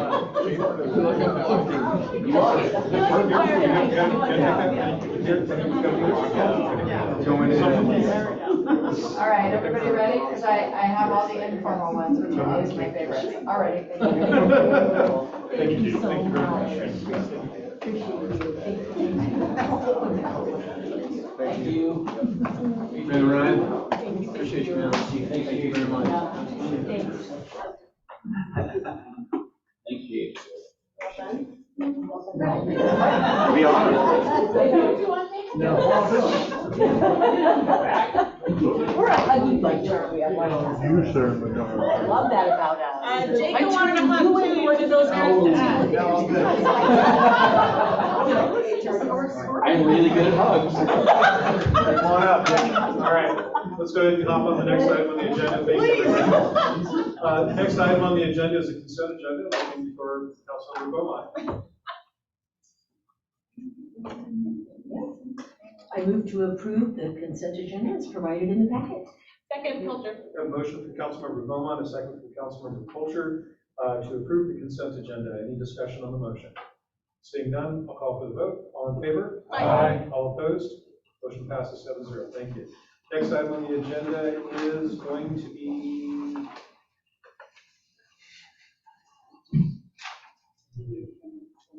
okay, it's the discussion item. All right, is item 7, new business. This is 7.1, resolution 2024-009, extending the term of the Community Human Services Advisory Board and Administrator Knight. Thank you, Mayor and Council. The issue in front of you this evening is to approve resolution 2024-009, which would, as the mayor said, extend the Community Human Services Advisory Board to May 31st, 2028. So just briefly, some background for council. The mayor formed the Homeless Policy Advisory Committee to develop a set of recommendations to address issues of homelessness in Monroe. Council members Gamble and Fisher were a part of the original H-Packer Homeless Policy Advisory Committee, and they participated in developing the first set of recommendations. Those recommendations were adopted by the City Council in 2020, and one of those recommendations was to create a permanent board, which we christened the Community Human Services Advisory Board. And the purpose of that board really was to assist the City Council and the Mayor in implementing the recommendations the Council had approved, and providing recommendations around how to serve the most vulnerable members of our community. The adopting resolution, which created the Community Human Services Advisory Board, established a sunset date of May 31st, 2024. Resolution then 2024-009 would extend that to May 31st of 2028. This is very similar to the resolution that the City Council adopted for the Economic Development Advisory Board, which was created about a year or two in advance of the Community Human Services Advisory Board. Resolution 2024-009 does one other thing. It also establishes the board's regular meeting date on the first Wednesday of the month, but there are no other additional changes. The meeting date establishing that was something that was recommended by our attorney, Zach Well, and we have subsequently done that for all of our boards and commissions. So this just establishes it in the adopted resolution, which wasn't done initially. And that's it for my presentation this evening, but happy to answer any questions that you have. All right, thank you. Are there any questions from council or motion? Councilmember Hanford, go ahead. Thank you, Mayor. I move to approve resolution 2024-009, amending resolution number 2022-017, extending and reconvening the City of Monroe Community Human Services Advisory Board and establishing a new regular meeting schedule therefor. I have a motion from Councilmember Hanford, a second from Councilmember Campbell for the requested action in new business item number 7.1 as shown on the screen. Any discussion on the motion? Seeing none, I'll call for the vote. All in favor? Aye. All opposed? Motion passes 7-0. Thank you. Next item on the agenda, because we don't have a quorum right now, I have 3 people here this evening, and then I have another person or two that I'll be interviewing in the next couple of weeks. But we have before us next item 7.2 under new business, which is council's consideration to confirm appointments to the Community Human Services Advisory Board. And I'll turn to Ms. Adams. Thank you, Mayor, and hello, Monroe City Council members. This item is to confirm the mayor's appointment to position 4 with a term ending in 2026, position 5 with a term ending in 2027, and position 7 with a term ending in 2027 also. So we have 3 community members that the mayor and staff has interviewed, Quinn J. and Eric Britt and Michael Gore, who are present here. If it pleases the mayor and council, I'd like to invite go forward to say a few words. Yeah, so I'm going to go ahead and ask that Quinn J. come up first. And if you just introduce yourself to the council and just explain very briefly why you're interested in serving on the board. Thank you. First of all, this is my first time here, so I'm a little nervous. Yeah, I know most of the council members, which is cool. So anyways, for those of you who don't know me, I've lived here in Monroe for 20 years, raised my kids here. They went to the schools and activities and things. And one thing I always try to instill in my children is cultural differences and things like that. And they embraced it at a very young age because of a religious affiliation that I was in.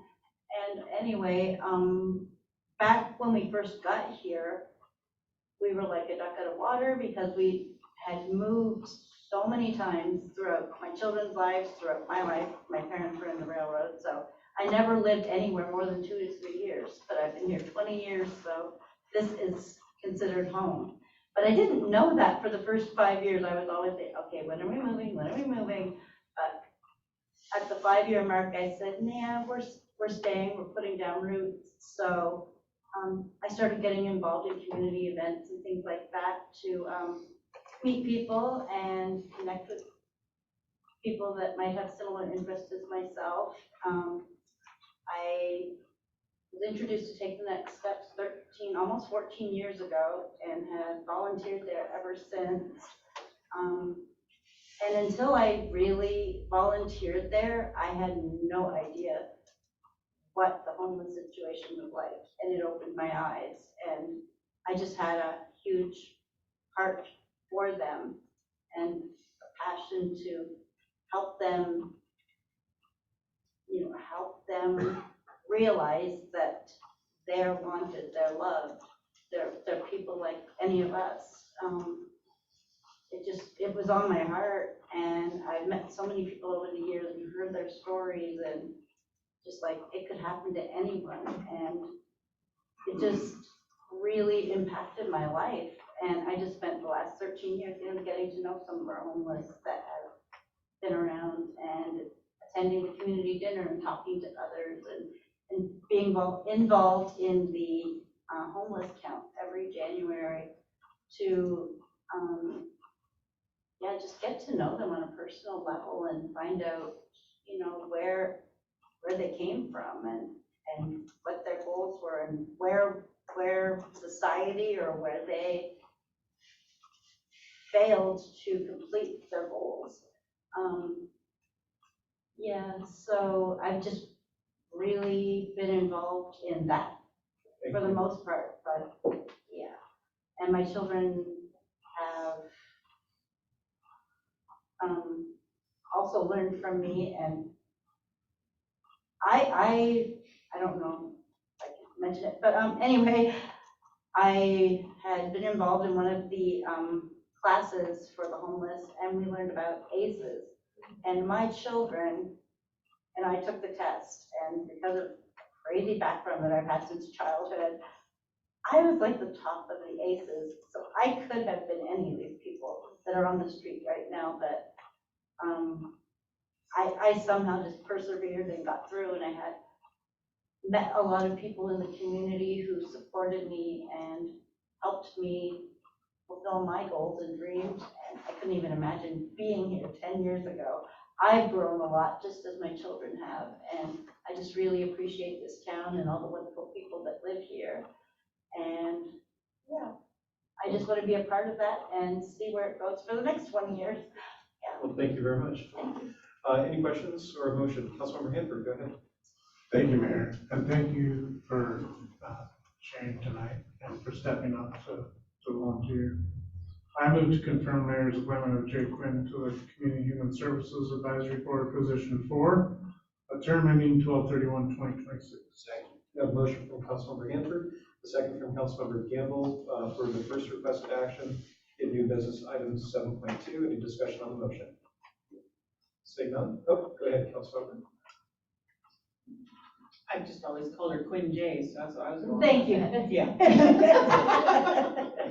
Sorry, it's backwards. It happens all the time, all the time. Yeah, the attachments show J Quinn, that it's Quinn J up there, and I've known you as Quinn J, so, okay, all right.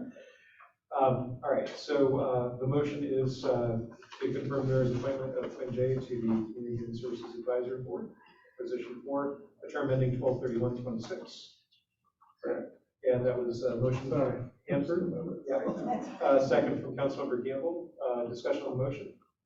Seeing none, I'll call for the vote. All in favor? Aye. All opposed?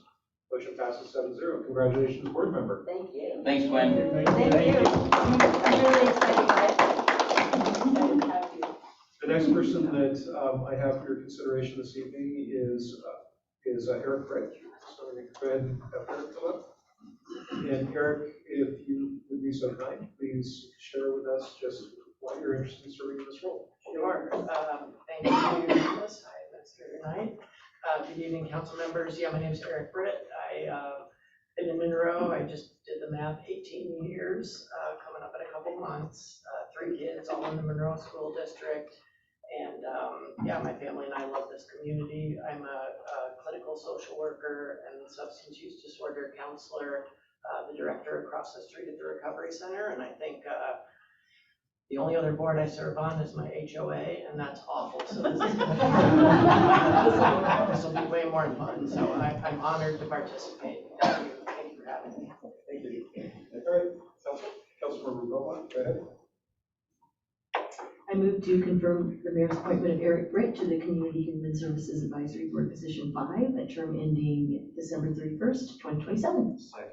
We have a motion from Councilmember Beaumont, a second from Councilmember Gamble for the requested action number 2 that is in new business item 7.2 on the board. Any discussion on the motion? Seeing none, I'll call for the vote. All in favor? Aye. All opposed? Motion passes 7-0. Congratulations, board member. Thank you. All right, the last person we have this evening is Michael Gore. So I'll go ahead and call him up, and please go ahead and share your interest in serving the position, and thank you. Mayor, council members, I'm Michael Gore. I'm a reasonably new resident to Monroe. My wife and I moved to Monroe with our adult special needs daughter in August of last year. I'm a retired Navy chaplain, served a full career in the Navy, and I was motivated to seek a volunteer position on this board for 2 reasons. One, you might guess, my faith inspires me to reach out to my neighbor. I do believe that we're all part of one big family, and that we're called to care for those who are part of that family, especially those that are least advantaged. And so that is chief of my motivations. My other is a lifetime of service. I think we're all called to participate in that unending work of making a more perfect union. And I'm certainly willing to participate in that. So I look forward to contributing to this community, a new community. Having been in the military, I have known a lot of communities over the years, but we are close now to our son and granddaughter so that we can share some good family time together, and hopefully this will be a community of long lasting for us. Right, thank you very much. I turn to council. Councilmember Hanford, go ahead. Thank you, Mayor. First of all, thank you for your service. Appreciate that.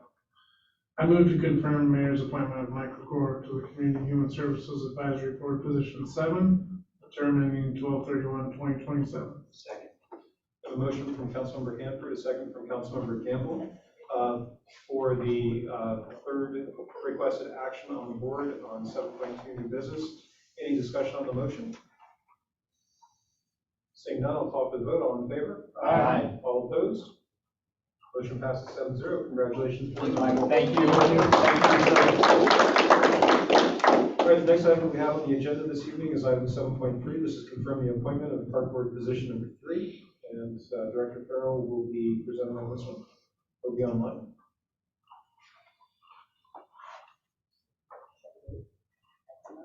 Insert Jeopardy music here. On cue. I show that he's on the panelist list. I did too. Hey, Mike, are you there? I'll go for it. Oh, there he is.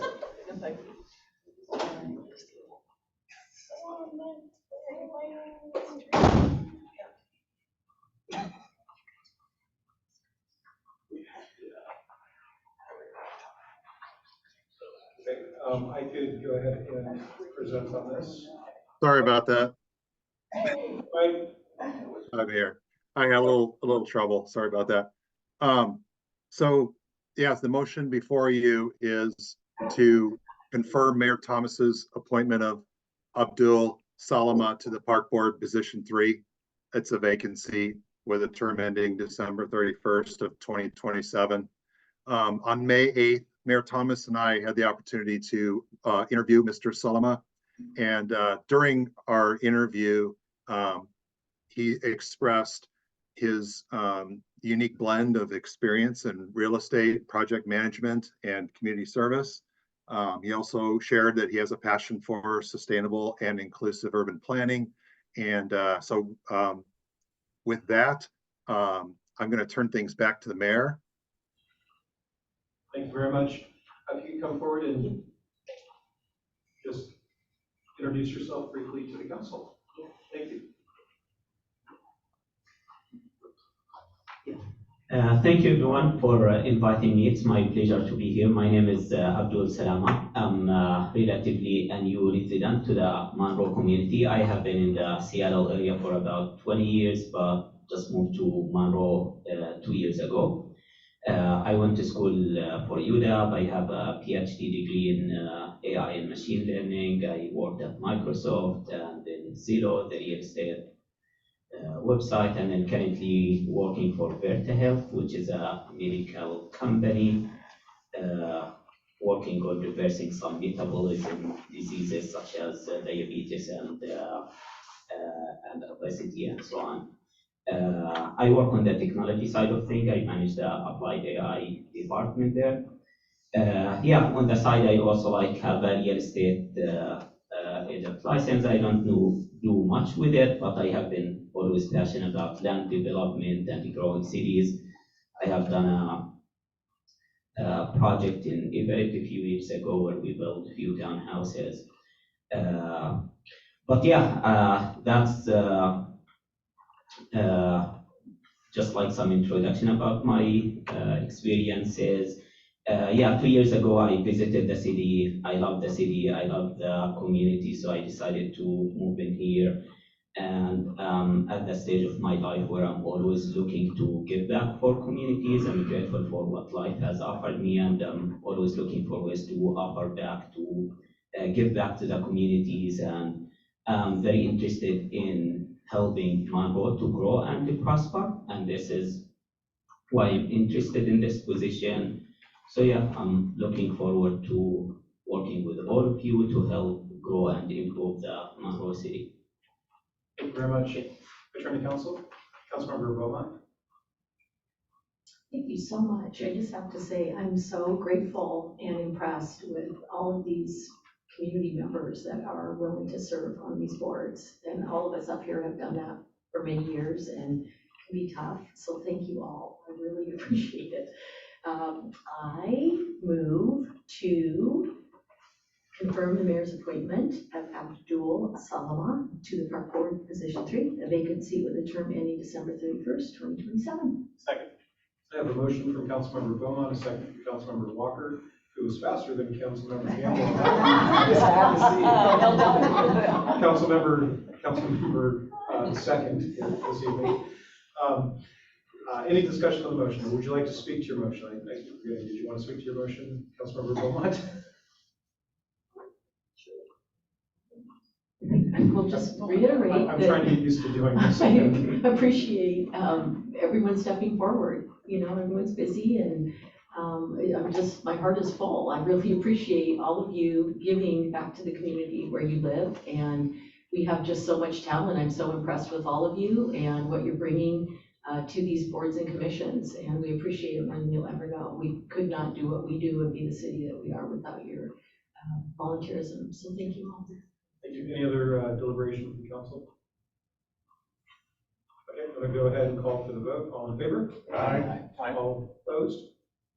Motion passes 7-0. Thank you very much. Congratulations, board member. Thank you. All right, next item on the agenda is 7.4, resolution number 2024-008, email and electronic message retention policy with Clerk Wyckoff. Clerk Wyckoff. Thank you, Mayor. I bring my notes that I have to take about me speaking. Jerry, you're in charge of everything. Okay. Good luck. Kidding. Good evening, Mayor and Council. Tonight before you is a resolution 2024-008, email and electronic message retention policy. This policy has been before the Legislative Affairs Committee meeting, who did not have any edits to the draft. The policy question is whether to implement an email and electronic message retention policy which would allow the permanent deletion of emails and electronic messages after a specified time based on the person's position within the city and the content in the email. I'm not going to go over all the details in the agenda bill. I'm sure you can imagine, based on how many emails you receive every day, how many emails we might have in the city server. And it takes hours upon hours to search through those emails in response to records requests. Plus, the majority of them do not need to be kept very long at all. Imagine all the times you get an email back from somebody saying thank you. That doesn't need to be kept. So anyway. So the majority of the emails within the system do not need to be retained beyond 7 years, and a large portion are transitory, as I mentioned, and can be deleted as soon as the user is done with it. The policy outlines authorized use of email and electronic messaging for city business. It also describes the process to keep emails longer than outlined if a legal hold is placed. The policy outlines employee responsibilities related to transferring emails to a designated location if they do need to be kept longer than the retention outlined. And it also addresses training and policy review. The retention periods are 7 years for city employees based on the center receive date. Elected, appointed officials and legal counsel, meaning Mr. Lell, are permanent retention except for those that are considered transitory. Transitory are, as you know, are those records that are minimal retention value and typically short term. And I think that's it. I am here to answer any questions. All right, thank you very much. Any questions or motion from the council?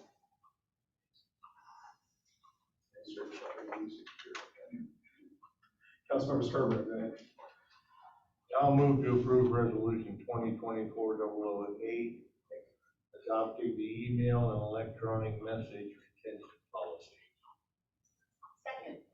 I have a motion from Councilmember Scarborough, a second from Councilmember Fulcher for the requested action in new business item number 7.4, shown on the board. Councilmember, did you want to speak to your motion? Very well. Thank you very much. Thank you. Any discussion on the motion? Seeing none, I'll call for the vote. All in favor? Aye. All opposed? Motion passes 7-0. Thank you. Next item on the agenda is item 7.5, contract with Cogent Strategies for federal lobbying services. And I turn to, I'm going to call you Councilmember Humphreys. We'll go with Zach. Foreshadowing. Or Zach too, as you know. Yes, staff has brought forward a contract to council this evening for your consideration and accompanying motion to authorize the mayor to sign the contract for your consideration. And if you have any questions, Thank you. I interviewed this company a couple months ago. I was very impressed with the group. I understand that a couple of you have met this company, as I say, in Cogent. Let's go with in DC. So I look forward to working with this particular firm, and thank you for your consideration. Councilmember Hanford. Thank you, Mayor. Yes, we also met them when we were at NBC, and very excited for the future. So I'm going to, here we go. I move to authorize the mayor to sign contract 2024-061 with Cogent Strategies to provide federal government relations services and represent the city of Monroe on legislative issues and funding opportunities in Washington, D.C. I have a motion from Councilmember Hanford. Is there a second? Second, Fisher. I have a second from Councilmember Fisher. Councilmember Hanford, did you want to speak to your motion? Nope, I've already said it. Thank you. Councilmember Walker. I'll say thank you for the work that staff did in facilitating that meeting and interview with Cogent. They were spectacular. I'm really excited. Their favorite movie selections that they came up with weren't that thrilling, I think. It was like Princess Bride, and that's a good one, but no, I'm very excited. Thank you, guys. Thank you. Any other questions or comments? Councilmember Beaumont, go ahead. In reading through, thank you, in reading through their proposal, I did run across a couple things that just had questions about. They did talk about press releases and doing some media work, and I was just wondering, I know that we have a firm that does that. And so is that included in the 75 a month, or is that going to be, like if they do craft a media release for us, will that be billed separately? So media relations services are actually not included in the scope of work in the agreement. That was something that was initially outlined in their initial proposal. We clarified that detail with them, but in the scope of work in the agreement, that's not something that we're working on, unless directly authorized by the staff. Any other questions or comments at this time? All right, seeing none, I'll call for the vote. All in favor? Aye. All opposed? Motion passes 7-0. Thank you, everybody.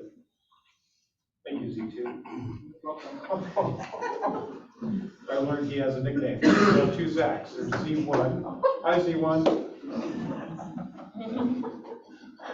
And then he's Z2. All right. All right, we have a discussion item that we are going to remove from the agenda. That's 8.1. So if anybody has any questions about that, let me know. We'll have a presentation on this another time. And next item, councilmember reports. I'm going to go ahead and start off with Councilmember Hanford. Nothing to report. Councilmember Fisher.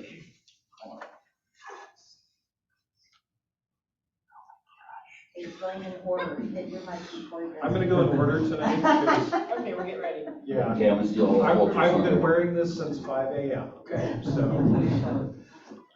I'm gonna steal all the Fulcher's thunder here. Not really. Do it. No, I'm not going to. Do it. So, me and Councilmember Fulcher went to Washington DC last week. just to continue the needs and the funding that we want from our federal government friends. I changed a little bit of how I talk about it, because I used to say, like, we're gonna go there and fight for it. I've noticed that you don't really have to fight them. They're all really nice. And so if you just talk to them nicely, and tell them what your concerns are and how it would better our community, they're usually very receptive to it. So it was a great trip. Learned a ton as usual, and talking to our really high elected officials is always a pleasure. So that's what I have, and I'm gonna let Heather fill in the gaps. Thank you, Councilmember Walker.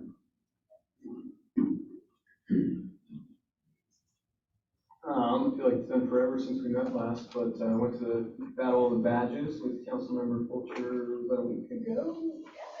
City of Monroe kicked some butt, and it was pretty awesome. Yeah, don't retain that. The Republic put on spring cleanup this weekend, and that was really cool. I hadn't been there before, but the way they set it up, the amount of junk they were willing to take from me was pretty awesome. So in the discussion items, that's one of the perks that's mentioned, and it's a cool perk. I recommend everyone does it next year. They take everything, seems like. So I was gonna say, for staff, I was hoping to see if maybe at the next meeting we could get an update on the metrics for the emergency housing voucher program, how that's going. Since I think that's coming up again in June for consideration again. And then I did want to address Yana and Origins, because you guys have put a ton of work in coming out here and giving comment, I want to say maybe 4 or 5 times now. The work that you put in for the surveys, going around the community, speaking with you and hearing the feedback that you got from the businesses on Main Street, residents. And I just appreciate the amount of effort that you put into kind of showing the city what you guys are about, that you're serious about this. I think that one thing that shouldn't be overlooked is dispensaries are probably going to come to Monroe at some point, inevitably, whether that comes after the changing of federal law or sooner. But I don't think that we should take for granted the type of organization or company that Origins has shown us that they might be so far.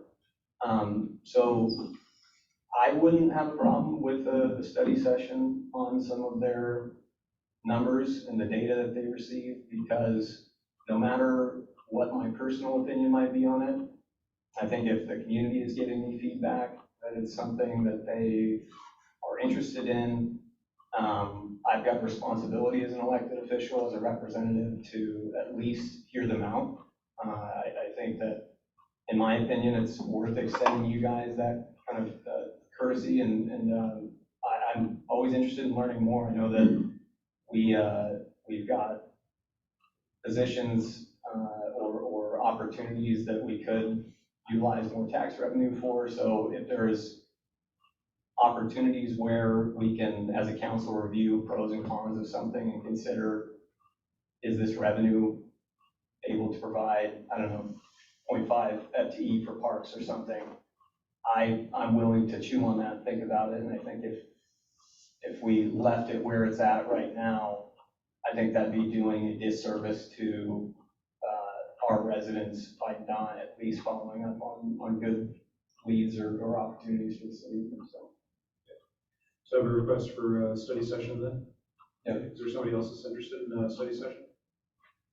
Okay, Councilmember Fisher. Great. So what we'll do is we'll go ahead and put that into an upcoming council meeting. We'll see if we can put it into a meeting in June. It is not our practice to have private parties at the table of the council. So I know that Yana is here right now. I'll ask that staff go ahead and reach out to you to get information from you that they can read, and then we'll try to schedule something for in June. Does that sound good? Thank you. Thank you. All right, anything further, Councilmember Walker? Just It's just for you guys. We'll need to give it to Jody. Yeah, it's a public records issue. And she'll make certain she distributes it. I just don't want to get anybody else's. Thank you. All right, anything further, Councilmember Walker? No. Okay, thank you, Councilmember Bowman. Thank you, Mayor. Gosh, let's see, went to the Casey Elbrock 5K last Saturday, and it was soaking wet, crazy day. And I did go to the game for a little bit. I went to the dugout and wished them all luck, but I literally could wring my, socks out. It was so wet that day. I felt so bad for them. But yeah, I heard that they dominated as always, so that was great. Went to a chamber lunch today with Councilmember Hanford, and some city staff were there as well. And it was really wonderful. Jared Mead and Nate Nearing basically presented kind of a Snohomish County update, but they also talked about their Building Bridges nonprofit that they put together, which is basically trying to get everyone to set down their biases and their political, leanings and just link arms and move forward. And it's something I really believe in. I was thrilled to meet them both. I remember their op-ed in the Everett Herald. I really, really believe in what they're all about, and got a chance to meet them and chat with them a little bit. And one thing that came up, Kevin and I were chatting with them after, and I'm very proud of this, but I said, what can we do to bring that message to Monroe? And they said, well, we can come work with council. We can, set up kind of a meeting. And I said, I don't think that's necessary, because as a council, we all come from different backgrounds. We have different political beliefs, but we work great together. We all get work done, and we're all good friends. And I think we are already doing a fantastic job of that. And I'm very proud to serve with all of you. And so I was very proud to let them know that it's working fantastic up here. We don't need that. And, but we did explore a few ideas about maybe bringing them to the greater community and trying to build some buzz here for that. And I think it would be useful. And so I was very excited to be there today and talk to them about that. Last but not least, this Saturday, we have Flags for Our Fallen. Please come out. Again, it's a walk, it's a run. You bring your dogs, bring strollers. This is VFW, very, very important event, and usually pretty well attended. It's a somber event. They have a kickoff at 8:30. The run walk starts at 9, and it's a fantastic event, and really encourage all of you to come out and support our fallen. Thank you. Thank you. And to your point, I think that our group, council, mayor, staff, we do a really good job working together. I think we model what it is that they're trying to achieve in other places. And I know, I'm not going to say I think, I know that that's embodied in Imagine Monroe. And we heard a lot of it tonight from our school district. So thank you. Councilmember Fulcher, go ahead. See how I was scared? Yes, that's because I'm going down the line tonight. That's great. Yep, I see a pattern. Okay. Since we do have 2 weeks to talk about, week before last, I was able to sit in on the community transit board meeting. There's going to be some fare increases coming up, but other than that, it's kind of business as usual. And then, of course, last week we did have Councilmember Fisher and I went to the big Southern Washington, and it was a lot of learning what we have in common with our other leaders in the area, how to get along with them, and find ways to work together towards the same goal. In that, I think that we had a good, fruitful time, and I think that we've got some ideas for what we would like to do for the future, but it sounds like Cogent's already got those ideas. And so when I read their contract, I thought, oh, that's kind of what we were looking at. So, and also we were able to do a really interesting tour of the Supreme Court. I thought it was going to be the most boring time we were going to have there, and I was wrong. I will just state it right here. So anyway, that was really interesting. So thank you all for the opportunity to represent you in DC. While you were at the Supreme Court, did you find any draft decisions you can share with us? Councilmember Scarborough. Nothing to report. Thank you. Councilmember Campbell. Yeah, just comment below. couple items since it has been 2 weeks. I was not able to make it out to the 5K this year. We divided and conquered. So my son and my wife was there to help support. It's always just a great event. It just continues to grow. And just a wonderful family and cause around that big Heart Big Smile Foundation when they get there. Also was able to, we wrapped up our the Monroe Public School Foundation, reading through all the applications.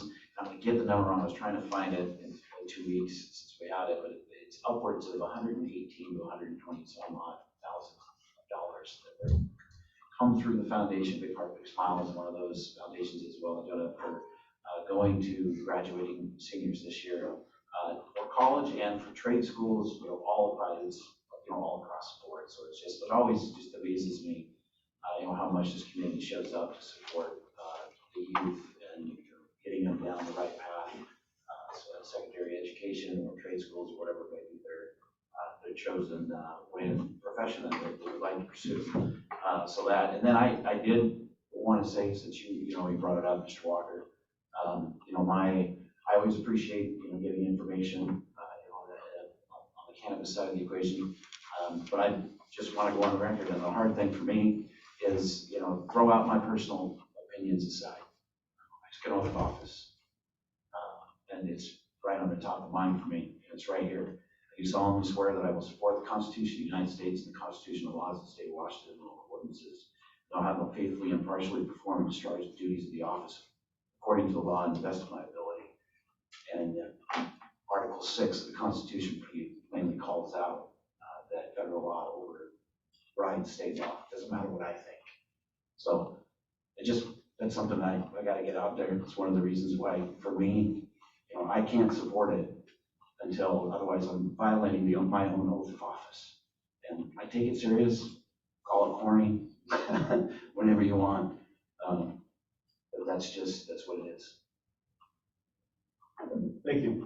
We're going to go ahead and now go to our staff department reports, and starting off with the Parks Department 2024 with Director Farrell. Good evening, Mike. Thank you, Mayor. Good evening, council members again.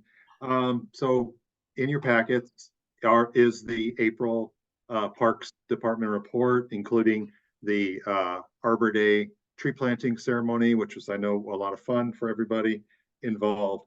Outside of the report, I want to report to you that over at Blueberry Park this week, we are commencing with installation of the playground equipment at the park. So we're really excited to do that. As soon as we can estimate a completion date for that, we will schedule a fun ribbon cutting ceremony for the newly renovated park. And then last, I hope some of you had the opportunity, as I did, to view the Aurora Borealis. That was amazing. It's the first time in my life I've ever seen it. So just wanted to say that. That concludes my report. Thank you, Mike. That was the first time I had seen it too. So that was pretty awesome. Any questions for Director Farrell? All right, seeing none, go ahead and move on to the Human Services report. Thank you, Mike. This is item 10.2, and I turn to Coordinator. Okay, Coordinator Adams. Thank you. Thank you, Mayor Thomas. In the interest of saving time, my report is in your packet. I think one of the items to highlight is that Poverty 101 is coming to Monroe on September 7th from 9 to 1:30 at the Monroe Community Senior Center. There was an email that was sent out with a registration link. Please register if you're interested. We're going to provide lunch. It's free, but space is limited. I know some council members have already registered, and I'll keep an eye on that in case we need to do a notice of quorum. The other item in the report is some preliminary data from our peer support outreach specialists and case management specialists that are on contract. That they have been working very hard and connecting with lots of people and creating some really good outcomes. And we're delighted to have both of them doing the remarkable work. I wish Roger would have been able to stick around to hear that, but he works tirelessly. So In response to the update on the emergency motel program, that this is not included in your packet, but I did receive an email from their coordinator this morning that they have had over 30 referrals coming in from VOA's Sky Valley Resource Center and other agencies such as Snohomish County Take the Next Step and St. Vincent de Paul. As of today, they were able to put in more than half of those clients into motels. The motel program plays a vital role and provides safe and supportive environment to get the clients into their next step in finding permanent housing. Each client has a strategic action plan and that outlines goals they set for themselves. Check-ins are also done weekly by navigators and housing specialists to see progress. And one of the most recent success stories signed her lease last week, got her keys, ready to leave the motel that was provided by the motel program and continue moving forward in life. So hoping to have more success stories to share with the council soon. Thank you, Coordinator Adams. Any questions? All right, thank you very much. Thank you. We're going to go now to the City Administrator Report. You have a thing. City Administrator Report, extended agenda, Administrator Knight.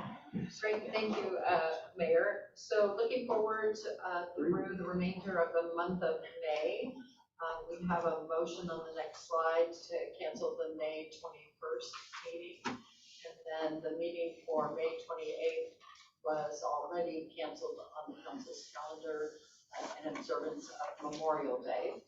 Looking forward then to June 4th, we will have a Public Safety Committee meeting. We have a couple of items for that agenda, including the police station facility assessment next steps, the 2023 report on bias-based policing, pursuits, use of force, and then the police department's annual report. We will have one discussion item for that Public Safety Committee meeting, and that's the draft human services budget recommendations. That may be delayed because we haven't had a quorum until tonight when additional members were confirmed. For the regular study session then, we will have a couple of items, including additional discussion of revenue sources for the 2025-2026 budget, the 2044 draft land use chapter, and then the downtown commercial code amendments. That's an introduction. So we have looking forward through June 4th. Great. Any questions on the extended agenda? Councilmember Hanford.